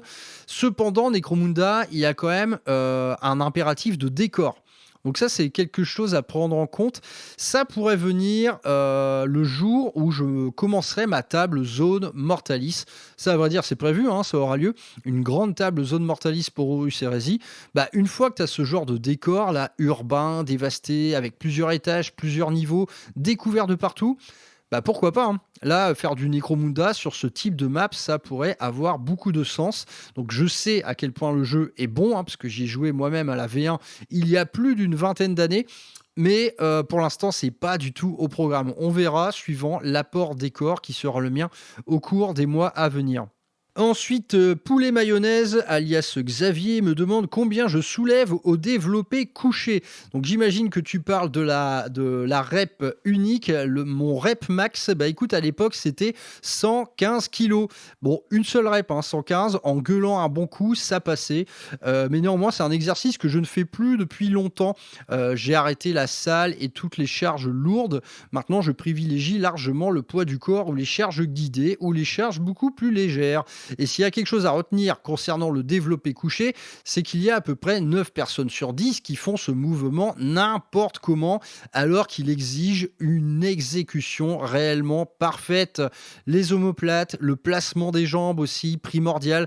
Faites gaffe à ce que vous faites lorsque vous faites du développé couché, parce que faire un effort de cette violence avec une mauvaise position, c'est le cataclysme organique assuré. Et ensuite, il me demande, selon toi, quelle est l'étape que tu n'arrives pas à passer pour entrer dans le YouTube game? L'envie, le blocage technique ou l'assiduité? Ah bah, c'est tout simplement pour l'instant le blocage technique, hein. Je n'ai pas encore la compétence pour être rapide en montage vidéo. J'ai cependant appris les bases. Mais là, ouais, j'ai un problème matériel. Il me faut tout simplement une petite station de montage dédiée. Il y a moyen de faire ça avec un PC pas très cher. C'est à l'étude en ce moment. Évidemment, je m'intéresse à ça alors que le prix de la RAM a explosé, hein. Je suis toujours un beau gosse du timing, il n'y a pas de doute. En tout cas, l'envie, elle est là. Et l'assiduité, elle sera là sans nul doute. Donc, pas d'inquiétude, il faut juste que je règle en fait ce cap technique à passer. Ça va pas se faire du jour au lendemain. Voilà, une petite machine dédiée. Il faut que je lui trouve une place en plus à cette machine. Ça, c'est un truc qui m'emmerde. Voilà. En tout cas, le YouTube Game, ça par contre, voilà, ce qu'on appelle le YouTube Game, c'est un peu toute la micro-économie qui règne autour de YouTube. Ça veut dire faire des shorts, faire des sponsors, faire des partenariats et blablabla. Ça par contre, je dis merde, je n'en veux à aucun moment. Ça n'aura pas lieu. Ensuite, Psywisclern, j'espère que je le prononce bien, me demande pourquoi pas un Mantato avec son cadre de chasse pour tenir compagnie à Brother Maximus. Bah, le mec, le Mantato, Je trouve que c'est la maquette, mais la plus insipide du monde, quoi. Alors certes, le truc jouit de son gigantisme, c'est hyper impressionnant, mais en termes de modèle, bah, c'est une assiette le truc. C'est tout plat. Là, je vois vraiment aucun intérêt à peindre un truc pareil. Ça prend une place folle, c'est gigantesque. En termes de montage, évidemment, ça doit être un cauchemar, hein, en Resin Forge World, mais en termes de peinture, c'est juste un gigantesque aplat. Honnêtement, on me l'offrirait que je ne le prendrais même pas. Je n'en veux pas. Donc ton Mantato, tu le fais de ton côté, mais pour tenir compagnie à Brother Maximus, il faudra évidemment plutôt des titans plus petits, voire plus gros. Ensuite, il me demande comment je range et je transporte les décors et les figues. Alors, pour mes figurines, j'ai une mallette de bourgeois, hein. Je l'avais achetée chez A-Case. C'est une marque britannique qui fait des valises assez premium pour transporter ses figues. Honnêtement, ça coûte un beau billet, mais ça ne se regrette à aucun moment parce que je m'en sers très souvent. Le prix à payer, c'est de devoir aimanter tous ces socles, ce qui est infiniment chiant. Et pour transporter mes décors, bah, c'est des grosses boîtes en plastique. Et c'est également en train de devenir un problème qui inquiète beaucoup la chanoinesse de Notre-Dame des Carabistouilles. Parce que ça prend beaucoup de place, ces machins-là. L'ami Boys me demande ensuite si j'ai déjà pensé à un chapitre perso, donc concernant les Space Marines naturellement. Bah, à vrai dire, je me suis amusé plus d'une fois à conceptualiser mon propre chapitre successeur, mais c'était toujours moins bien que ce qui nous est proposé par le lore canon. Et le lore canon des chapitres successeurs, il nous en propose littéralement des milliers. Donc en fait, un chapitre Space Marine full custom, ok, c'est chouette. Mais par contre, ce sera toujours moins bon que ce qui vous est proposé dans le lore. Et en plus, en termes d'incarnation sur table, bah, ça se jouera forcément via quelque chose de plus générique. Donc bah, ça n'aura jamais lieu, je pense. Et des chapitres custom dans le lore canon, il y en a tellement des stylés. Allez, prenez les Death Spectres. Voilà, inventez-moi un chapitre successeur plus stylé que celui-là. Ça ne se peut tout simplement pas. Et il me demande ensuite... À quand les merveilleux fils du Phénicien? Bon, bah, moi, si je fais des Emperor Children, honnêtement, c'est pas impossible que ça ait lieu un jour. Ce sera forcément à 40K, soit via une alliance démoniaque, ou soit à 30K via des unités très spécialisées, par exemple une petite force d'élite que je pourrais jouer au format Warhead, par exemple. En tout cas, à peindre, ça, je trouve que c'est un des chapitres les plus intéressants à peindre, hein, les Emperor Children. Voilà, dans un jeu comme dans l'autre, il y a énormément à faire en termes de créativité avec les fistons du Phénicien, comme tu dis. Ensuite, l'ami Pulse me propose jusqu'à la fin de ta vie, privé de fromage ou privé de dessert. Et parmi les desserts, ça inclut les fruits. Donc je dois faire une croix sur un de ces deux produits. Bah écoute, au risque de te surprendre, ce sera le fromage, car tout simplement, je ne peux pas me passer de fruits. Tandis que de fromage, moi, c'est réservé uniquement aux grands événements. N'oubliez pas que dans nos corps d'adultes, manger du produit laitier, ça ne sert absolument à rien. Sinon pour le plaisir. Et le plaisir, eh bien, parfois, on peut faire une croix dessus. C'est mon cas et je préfère garder les fruits qui sont mais indissociables de mon bien-être quotidien. Ensuite, il me demande quel est le meilleur saucisson. Cerf, cochon, sanglier, espelêtre ou autre. Bah, le meilleur saucisson, c'est le cochon. Tant soit peu qu'il soit très bien fait. Et un bon saucisson, c'est un produit de luxe, à vrai dire. La salaison, elle est complexe. Le temps de séchage, il est long. Il faut que ce soit séché dans de très bonnes conditions pour que ça ait un bon goût avec l'apport du bois, hein, naturellement. Donc, les salaisons, pour moi, en fait, j'en reste au produit le plus brut possible, c'est-à-dire un cochon de bonne qualité, comme du porc noir de Bigorre, par exemple, et un séchage, une salaison de haute couture. Par contre, moi, tout ce qui est aromatisé, j'aime pas. C'est-à-dire du saucisson au fromage, qu'est-ce que c'est que cette merde? Du saucisson à la noisette, berk, enfin bref. Moi, en gros, j'aime bien le produit brut, et dès que c'est un peu aromatisé, je fuis en courant. Ensuite, mon très cher trésorier Chris me demande quel est le Rural Programme 2026 pour Horus Hérésie. Bah là, mec, ça va se jouer entre nous et pas trop dans un cadre officiel. La première réunion de Super War pour Horus Hérésie, c'est pas pour maintenant. Il faut déjà qu'on apprenne à jouer. Moi, ça commence, à vrai dire, ça commence fin janvier. Là, les premières parties d'Horus Hérésie, elles sont prévues. Bah, dès lors que j'aurai un petit peu mieux appréhendé les règles, naturellement, j'affronterai ton Dark Mechanicum. Mais le programme Horus Heresy 2026, dans un premier temps, il va se faire pas mal en cercle fermé, c'est-à-dire chez toi ou chez moi avec l'apéritif. Ensuite, il me demande, est-ce qu'il y aura une table à Eldari prévue pour 2026? Eh ben ouais mec, en même temps que la grande armée Eldar, il y aura également une grande table Eldar. Ce sera la quatrième de l'association. Il y a la troisième à faire avant, qui sera une table Mechanicum. Mais ouais, cette année, au programme, il y a 2 tables. En vrai, je les ai déjà toutes. J'ai tous les éléments de décor. Il n'y a plus qu'à. On pourra même peindre ça ensemble si tu veux.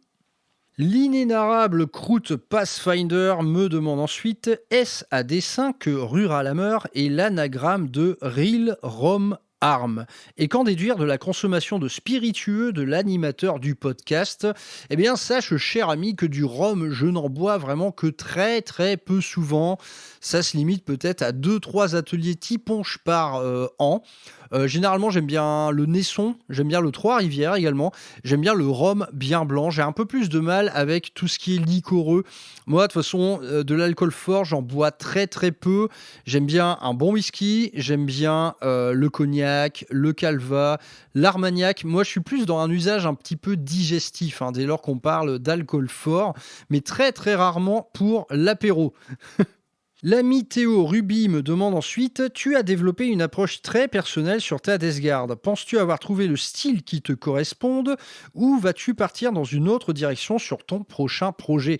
Bah ouais, parce que moi, un projet égale une direction, hein, et moi je change, enfin j'ai tendance à changer du tout au tout d'une armée à l'autre. Le but c'est justement d'apprendre un maximum de choses. Et donc le prochain gros projet ce seront les Eldar. La technique n'aura potentiellement rien à voir avec celle de la Death Guard. On sera, je pense, dans quelque chose de plus classique et de moins compliqué également, parce que là, je vous jure que je suis en train de la finir, ma Death Guard, et je souffre. C'est long, c'est dur, et du coup, la prochaine grande armée, j'aimerais bien quand même avoir un exercice plus détendu, mais thématiquement, ça aura rien à voir. Là, l'armée Eldar, l'accent sera mis sur les pochoirs, sur l'ornementation, les pigments, les runes, et des techniques d'aéro que je vais un petit peu réinventer. Donc rien à voir finalement avec ce que je suis en train de faire sur la Death Guard. La Death Guard qui est une espèce de dentelle de couleurs interminable. Et ensuite, la musique dont tu parles souvent apporte-t-elle quelque chose à ta pratique de la peinture, au-delà du fait qu'elle accompagne tes sessions? Bah écoute, la musique de temps en temps, au-delà d'accompagner mes sessions, en fait, elle les élève. C'est-à-dire qu'elle me propose quelque chose de presque spirituel ou d'intensément motivant. À vrai dire, mes goûts changent, hein. Parfois, je vais passer 2 heures à écouter du métal extrême et parfois, je vais enchaîner sur des quatuors à cordes. Donc, d'un côté comme de l'autre, c'est soit une espèce de fuel à envie, tu vois, l'envie d'en découdre, hein, moi le métal c'est ça, ou alors une espèce d'élévation de l'esprit via la symphonie. Donc ouais, c'est pas un simple accompagnant. La musique, potentiellement, elle propulse mon activité, que ce soit dans la violence, que ce soit dans la douceur. Bref, j'ai du mal à faire sans, je t'avoue. Didier Deschamps Magnétique, qui a déjà posé ces 2 questions, revient avec son ultime question. Si tu devais choisir entre Camille et Warhammer, qu'est-ce que tu... Non, laisse tomber. En plus, j'ai déjà posé mes questions et j'ai pas envie de créer des problèmes. Il n'y a aucun problème, hein. De toute façon, vous savez exactement quelle serait ma réponse. Petit chenapan, va. L'ami champêtre déboule ensuite avec un petit doublon. À quand un petit frère pour Brother Maximus? Eh ben ça, mec, ça dépendra de ce que Games Workshop nous offrira en kit plastique. Mais ouais, évidemment, des titres en plastique, je en ferai, ça ne fait aucun doute. Puis, quelles sont les dates du Rural Hammerfest seconde édition? Tout ce que je peux vous dire, c'est que ce sera durant le second semestre et pas le premier. Néanmoins, dans ce premier semestre, il y aura une grosse bamboula du Wargame. Donc ce ne sera pas le Rural Hammerfest. Le Rural Hammerfest demeurera un événement narratif, mais il y aura une grosse réunion au premier semestre. C'est une certitude. Notre cher Sentinelle Wargame me demande ensuite: es-tu plus plat familial en sauce ou grosse pièce de viande? Bah à vrai dire les deux mon amiral, parce que j'aime l'un autant que l'autre. Moi c'est vrai que je suis un peu un adepte de la grosse marmite. J'aime bien en fait faire un gros plat, tu vois, je compte pour 8 personnes, bon sauf quand on n'est que deux. Donc du coup ça dure longtemps, mais c'est exactement le but recherché, c'est d'avoir des bons petits plats à réchauffer un peu quand on veut, tu peux les congeler et tout, c'est cool. Mais la grosse pièce de viande, bah ouais, naturellement, la bonne vieille grosse grillade, voilà, quoi de meilleur en vérité. Cependant, bah, je n'en mange pas tant que ça. C'est vrai que ma consommation de viande augmente pas mal en été, hein, parce qu'en été, il y a de la braise. Mais je suis plutôt raisonnable hein, en consommation de viande, plus que vous ne le croyez, je pense. L'ami Victor Noisette me demande ensuite si tu pouvais mixer autant de jeux dans l'univers de 40K que tu le souhaitais et que tu avais un accès illimité à toutes les tables de ton choix, quel serait ton format narratif de rêve? Eh ben déjà, ce serait une partie Apocalypse. 20 000 points contre 20 000 points, avec une map qui serait truffée de passages, c'est-à-dire qui serait truffée de tunnels, de trappes, de bouches d'égout, et qui aboutirait sur des maps boarding action, et pourquoi pas une grande map boarding action, c'est-à-dire que voilà, ce serait du multijeu, du multiniveau et du multimap. Bon, la partie, on mettrait 3 jours à la faire, je pense. Mais en tout cas, j'ai déjà pu avoir un aperçu de ce que donnait ce genre de partie hein, durant la dernière collab Tupper Warp. Multijeu, multitable, multiformat, c'est juste parfait. De toute façon, ça vous sera sans doute proposé cette année. Hein, il y aura des réunions Tupper Warp comme ça. Pour moi, ça c'est l'avenir. Et naturellement, c'est toujours une partie de rêve parce que c'est riche comme l'enfer, c'est thématique à crever et c'est narratif par essence. Ensuite, il me demande un voyage de prévu à Warhammer World. Perso, j'y vais en mars. Ah, mon salaud. Bah ouais, à vrai dire, c'est prévu depuis longtemps. Je pensais le faire cet hiver, mais j'ai pas vraiment eu l'occasion. De toute façon, nul doute que ça pourrait prendre forme sous... Ouais, pourquoi pas faire un petit convoi en vrai, hein. Un petit convoi de ruralistes. Il y a déjà des événements qui vont se produire comme ça cette année. Avec des ruralistes, on va se rendre à un point précis pour faire quelque chose de précis. Le petit pèlerinage à Warhammer World, ouais, naturellement, je vais le faire un jour. Mais à réfléchir. Pourquoi pas en faire un truc associatif? Moi, ça me plairait beaucoup, hein. Le très fidèle Jean-Claude Gundam vient ensuite et me demande où en est le bouquin de la campagne d'Erubia. Voilà, en début d'émission, je vous parlais des projets qui traînaient. Et outre le merchandising, il y a ce projet de livre de campagne qui traîne. Mais à vrai dire, c'est un peu à dessein parce que tout simplement, cette campagne n'est pas terminée. Et je compte bien la terminer avant de faire le bouquin. Et donc cet acte final de la campagne d'Erubia, ce sera de l'Apocalypse. On verra sous quelle forme, en fait. Est-ce qu'on va faire 3 parties Apocalypse en même temps ou est-ce qu'on va faire 3 journées dissociées? C'est encore à l'étude. On verra bien. J'ai des idées. Mais en tout cas, le livre, il n'est pas oublié. Il n'est pas annulé. Il est encore dans les tuyaux. Mais rien ne sert de courir parce que cette campagne, il faut avant tout la finir. Et ensuite, il me dit, j'attends toujours que mon beeper sonne pour donner un coup de main sur mes tables. Écoute, depuis que tu m'as posé cette question, il me semble qu'on a un petit créneau fin mars pour peindre des tables, toi et moi, et même que le samedi, c'est réunion Tupper Warp à la grotte à bière. On optimise nos rendez-vous, nous, on est comme ça, on est des start-upers. L'ami Cass me demande ensuite, penses-tu que l'ultra-domination de 40K sur le monde du wargame est une bonne ou une mauvaise chose pour cette industrie? À vrai dire, il n'y a pas à penser que ce soit bon ou mauvais. Si justement 40K domine complètement de game, c'est tout simplement parce qu'ils sont les meilleurs. Voilà, tout simplement. Les jeux sont top, les figurines sont largement les plus belles, hein, voilà, quand on voit des autres se casser les dents, comme récemment Trench Crusade, faire des belles figurines, c'est pas donné à tout le monde et Games Workshop, bah, ce sont les meilleurs à ce jeu-là. La qualité de leur jeu, bah, on peut en discuter, mais s'ils en sont arrivés là, c'est pas par de la chance ou du coup de piston. Ils sont là depuis 40 ans, donc naturellement qu'ils dominent le game. Et j'ai envie de dire, c'est ni bon ni mauvais. Parce que bah, il y a quand même de la place pour d'autres éditeurs au sein de tout ça. Par contre, c'est vrai que jouer à 40K, bah, c'est tellement prenant en temps de jeu, en temps de peinture, qu'on a rarement l'occasion de s'aventurer au sein de plus petits jeux. Moi, je le vis très bien. Il y en a d'autres qui le vivent plus mal. Chacun voit midi à sa porte, mais moi en tout cas, je ne trouve ça ni bon ni mauvais. Ils sont en tête de gondole tout simplement bah, parce que voilà, ils ont largement prouvé qu'ils étaient les meilleurs dans le domaine du wargame. C'est leur métier, ils font ça depuis toujours. Et ensuite, il me dit le traitement médiocre d'AOS par Games Workshop, entre parenthèses, pas de trad pour les livres, événements parfois vides pour AOS, pas de contenu sur Warhammer+, pas de jeux vidéo d'ampleur, etc. Tout ceci est-il dû au manque de performance du jeu de figurines ou est-ce l'inverse? Le jeu fonctionne moins bien que son grand frère car il serait maltraité par son éditeur? Vaste sujet. Vaste sujet. De toute manière, AOS, dès le début, on le savait qu'il pourrait jamais rattraper Warhammer 40 000 parce que c'était un jeu qui a été érigé sur des fondations branlantes. Il a été érigé sur la souffrance de tous les amateurs de Warhammer Battle, Age of Sigmar. Donc ça a été une naissance difficile.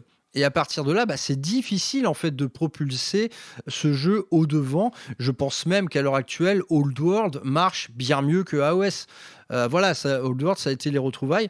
AOS, pour moi, en fait, il devrait être un jeu de niche. Je pense que l'éditeur, en fait un de ses jeux phares. Mais c'est un jeu phare difficile à assumer parce qu'il a été né de la destruction de l'autre jeu phare, de son précédent jeu phare. Donc compliqué. Après, moi, je suis pas forcément d'accord sur le fait que l'éditeur malmène son propre jeu. Les nouveautés, elles sont très régulières, que ce soit en termes de Battle Tome, en termes de nouvelles figurines, en termes d'adaptation de règles. Je pense que tous les semestres, vous avez un gros update côté AOS. Ensuite, bah, ils ont travaillé le petit format via Spearhead et du contenu Warhammer+, à mon sens, il y en a un petit peu aussi. Donc moi, je trouve que justement, AOS, malgré en fait cette genèse un peu compliquée, Game Workshop le soutient beaucoup ce jeu. Mais à vrai dire, tout comme il soutient beaucoup l'Horus Heresy. Donc personne n'est oublié à mon sens. Je ne trouve pas que AOS est un traitement de faveur par rapport à 40K. Après, bah, est-ce que ce jeu va un jour fédérer davantage? Honnêtement, je n'en suis pas sûr. Mais en tout cas, il est là. Je pense que c'est un pari durable de jouer à AOS. C'est pas un jeu qui est prêt de s'éteindre. Et pour finir cette interminable liste de questions, je commence à avoir mal à la voix. On finit par l'ami Dame Stark qui me demande: as-tu essayé de mélanger 40K et Board in Action dans un système de jeu hybride? Et si oui, une émission dédiée serait-elle envisagée? Eh bien ouais, ça on l'a déjà fait, donc ça a eu lieu via la dernière collaboration Super Warp avec l'assaut Arcane de Compiègne. C'était tout simplement fabuleux, je vous en ai parlé dans la dernière gazette et j'ai pu mener également de mon côté quelques petites expérimentations, parfois une simple map 40K avec une trappe nous permettant d'arriver à un niveau inférieur. Donc j'ai pas encore poussé le truc jusqu'au bout. À vrai dire, il reste encore beaucoup à faire pour véritablement pouvoir en parler légitimement. Donc bah, c'est en cours. Il y a beaucoup de parties que je prévois chez moi qui partiront sur cette base-là. Mais un jour, bah, nul doute qu'on va en parler. En tout cas, dans un premier temps, on va publier sur le Discord, dans la partie dédiée au Arcane Hammer Fest, on va publier en fait les fiches de mission que le professeur KO avait mis en place. Et ça, ce sera un très bon premier jet pour vous inspirer, pour que vous vous rendiez compte de ce à quoi ça ressemble. En tout cas, bah, comme j'ai dit précédemment, le multiformat, c'est l'avenir. Multiformat, multiniveau, multimap. Et naturellement, il y aura une émission au moins qui en parlera. Ensuite, il me dit 2025, pour toi, l'année de la prise en notoriété dans notre niche du wargame, le vis-tu bien et y trouves-tu ton bonheur? Ben ouais, je le vis très bien, il y a pas à se plaindre, tout se passe bien pour Ruralameur, les collaborations deviennent nombreuses. Ouais, il y a un chat qui râle là, mais ferme-la. Ouais, je le vis très bien et ça fait effectivement mon bonheur et il me dit: «Merci pour cette fabuleuse année à te suivre, hâte de vivre tes aventures en 2026». Ben moi aussi j'ai hâte les mecs, j'ai hâte et tout sera, révélé en temps voulu. Ça commence un petit peu, hein, il y a déjà 3 réunions de Super Warp d'inscrites au planning. Vous allez m'en dire des nouvelles. Allez voir tout ça sur le Discord. Plus que jamais, le Discord, c'est là où tout se passe. Bon, bah, c'est la fin de cette petite fac. Ça durera un peu longtemps. Merci à tous pour vos questions, hein, qui sont toujours sages, hein, franchement. Bon, il y en a eu quelques débiles, mais pas tant que ça. Moi, je m'imaginais parfois avoir des émissions 100% questions débiles. Vous avez le droit d'être plus débile, mes très chers ruralistes. Votre débilité sera toujours accueillie les bras ouverts. Bon, bah, on en a fini pour cette petite fac. Pour le reste, bah, restez fidèles à Ruralameur, naturellement. On en est à 150 000, bah, pourquoi pas franchir les 300 000 écoutes pour l'anniversaire des 3 ans. Je vous fais des gros bisous. Venez guerroyer avec nous sur le Discord. Faites vos petites emplettes chez My Hobby Place. Cette fin de mois, la fin janvier, vous allez être gâtés pourris parce qu'il y aura beaucoup de podcasts et il y aura également beaucoup de vidéos créées par mes collègues. Tenez-vous informés, abonnez-vous chez My Hobby Place, abonnez-vous chez Petit Katsu et la grande vérité du Wargame vous sera révélée en cette fin de mois de janvier. Je vous fais des bisous, à plus tard. On se retrouve pour le prochain anniversaire de Ruralameur, mais naturellement, on se retrouvera de nombreuses fois avant. À bientôt les gars, bon jeu et bonne peinture.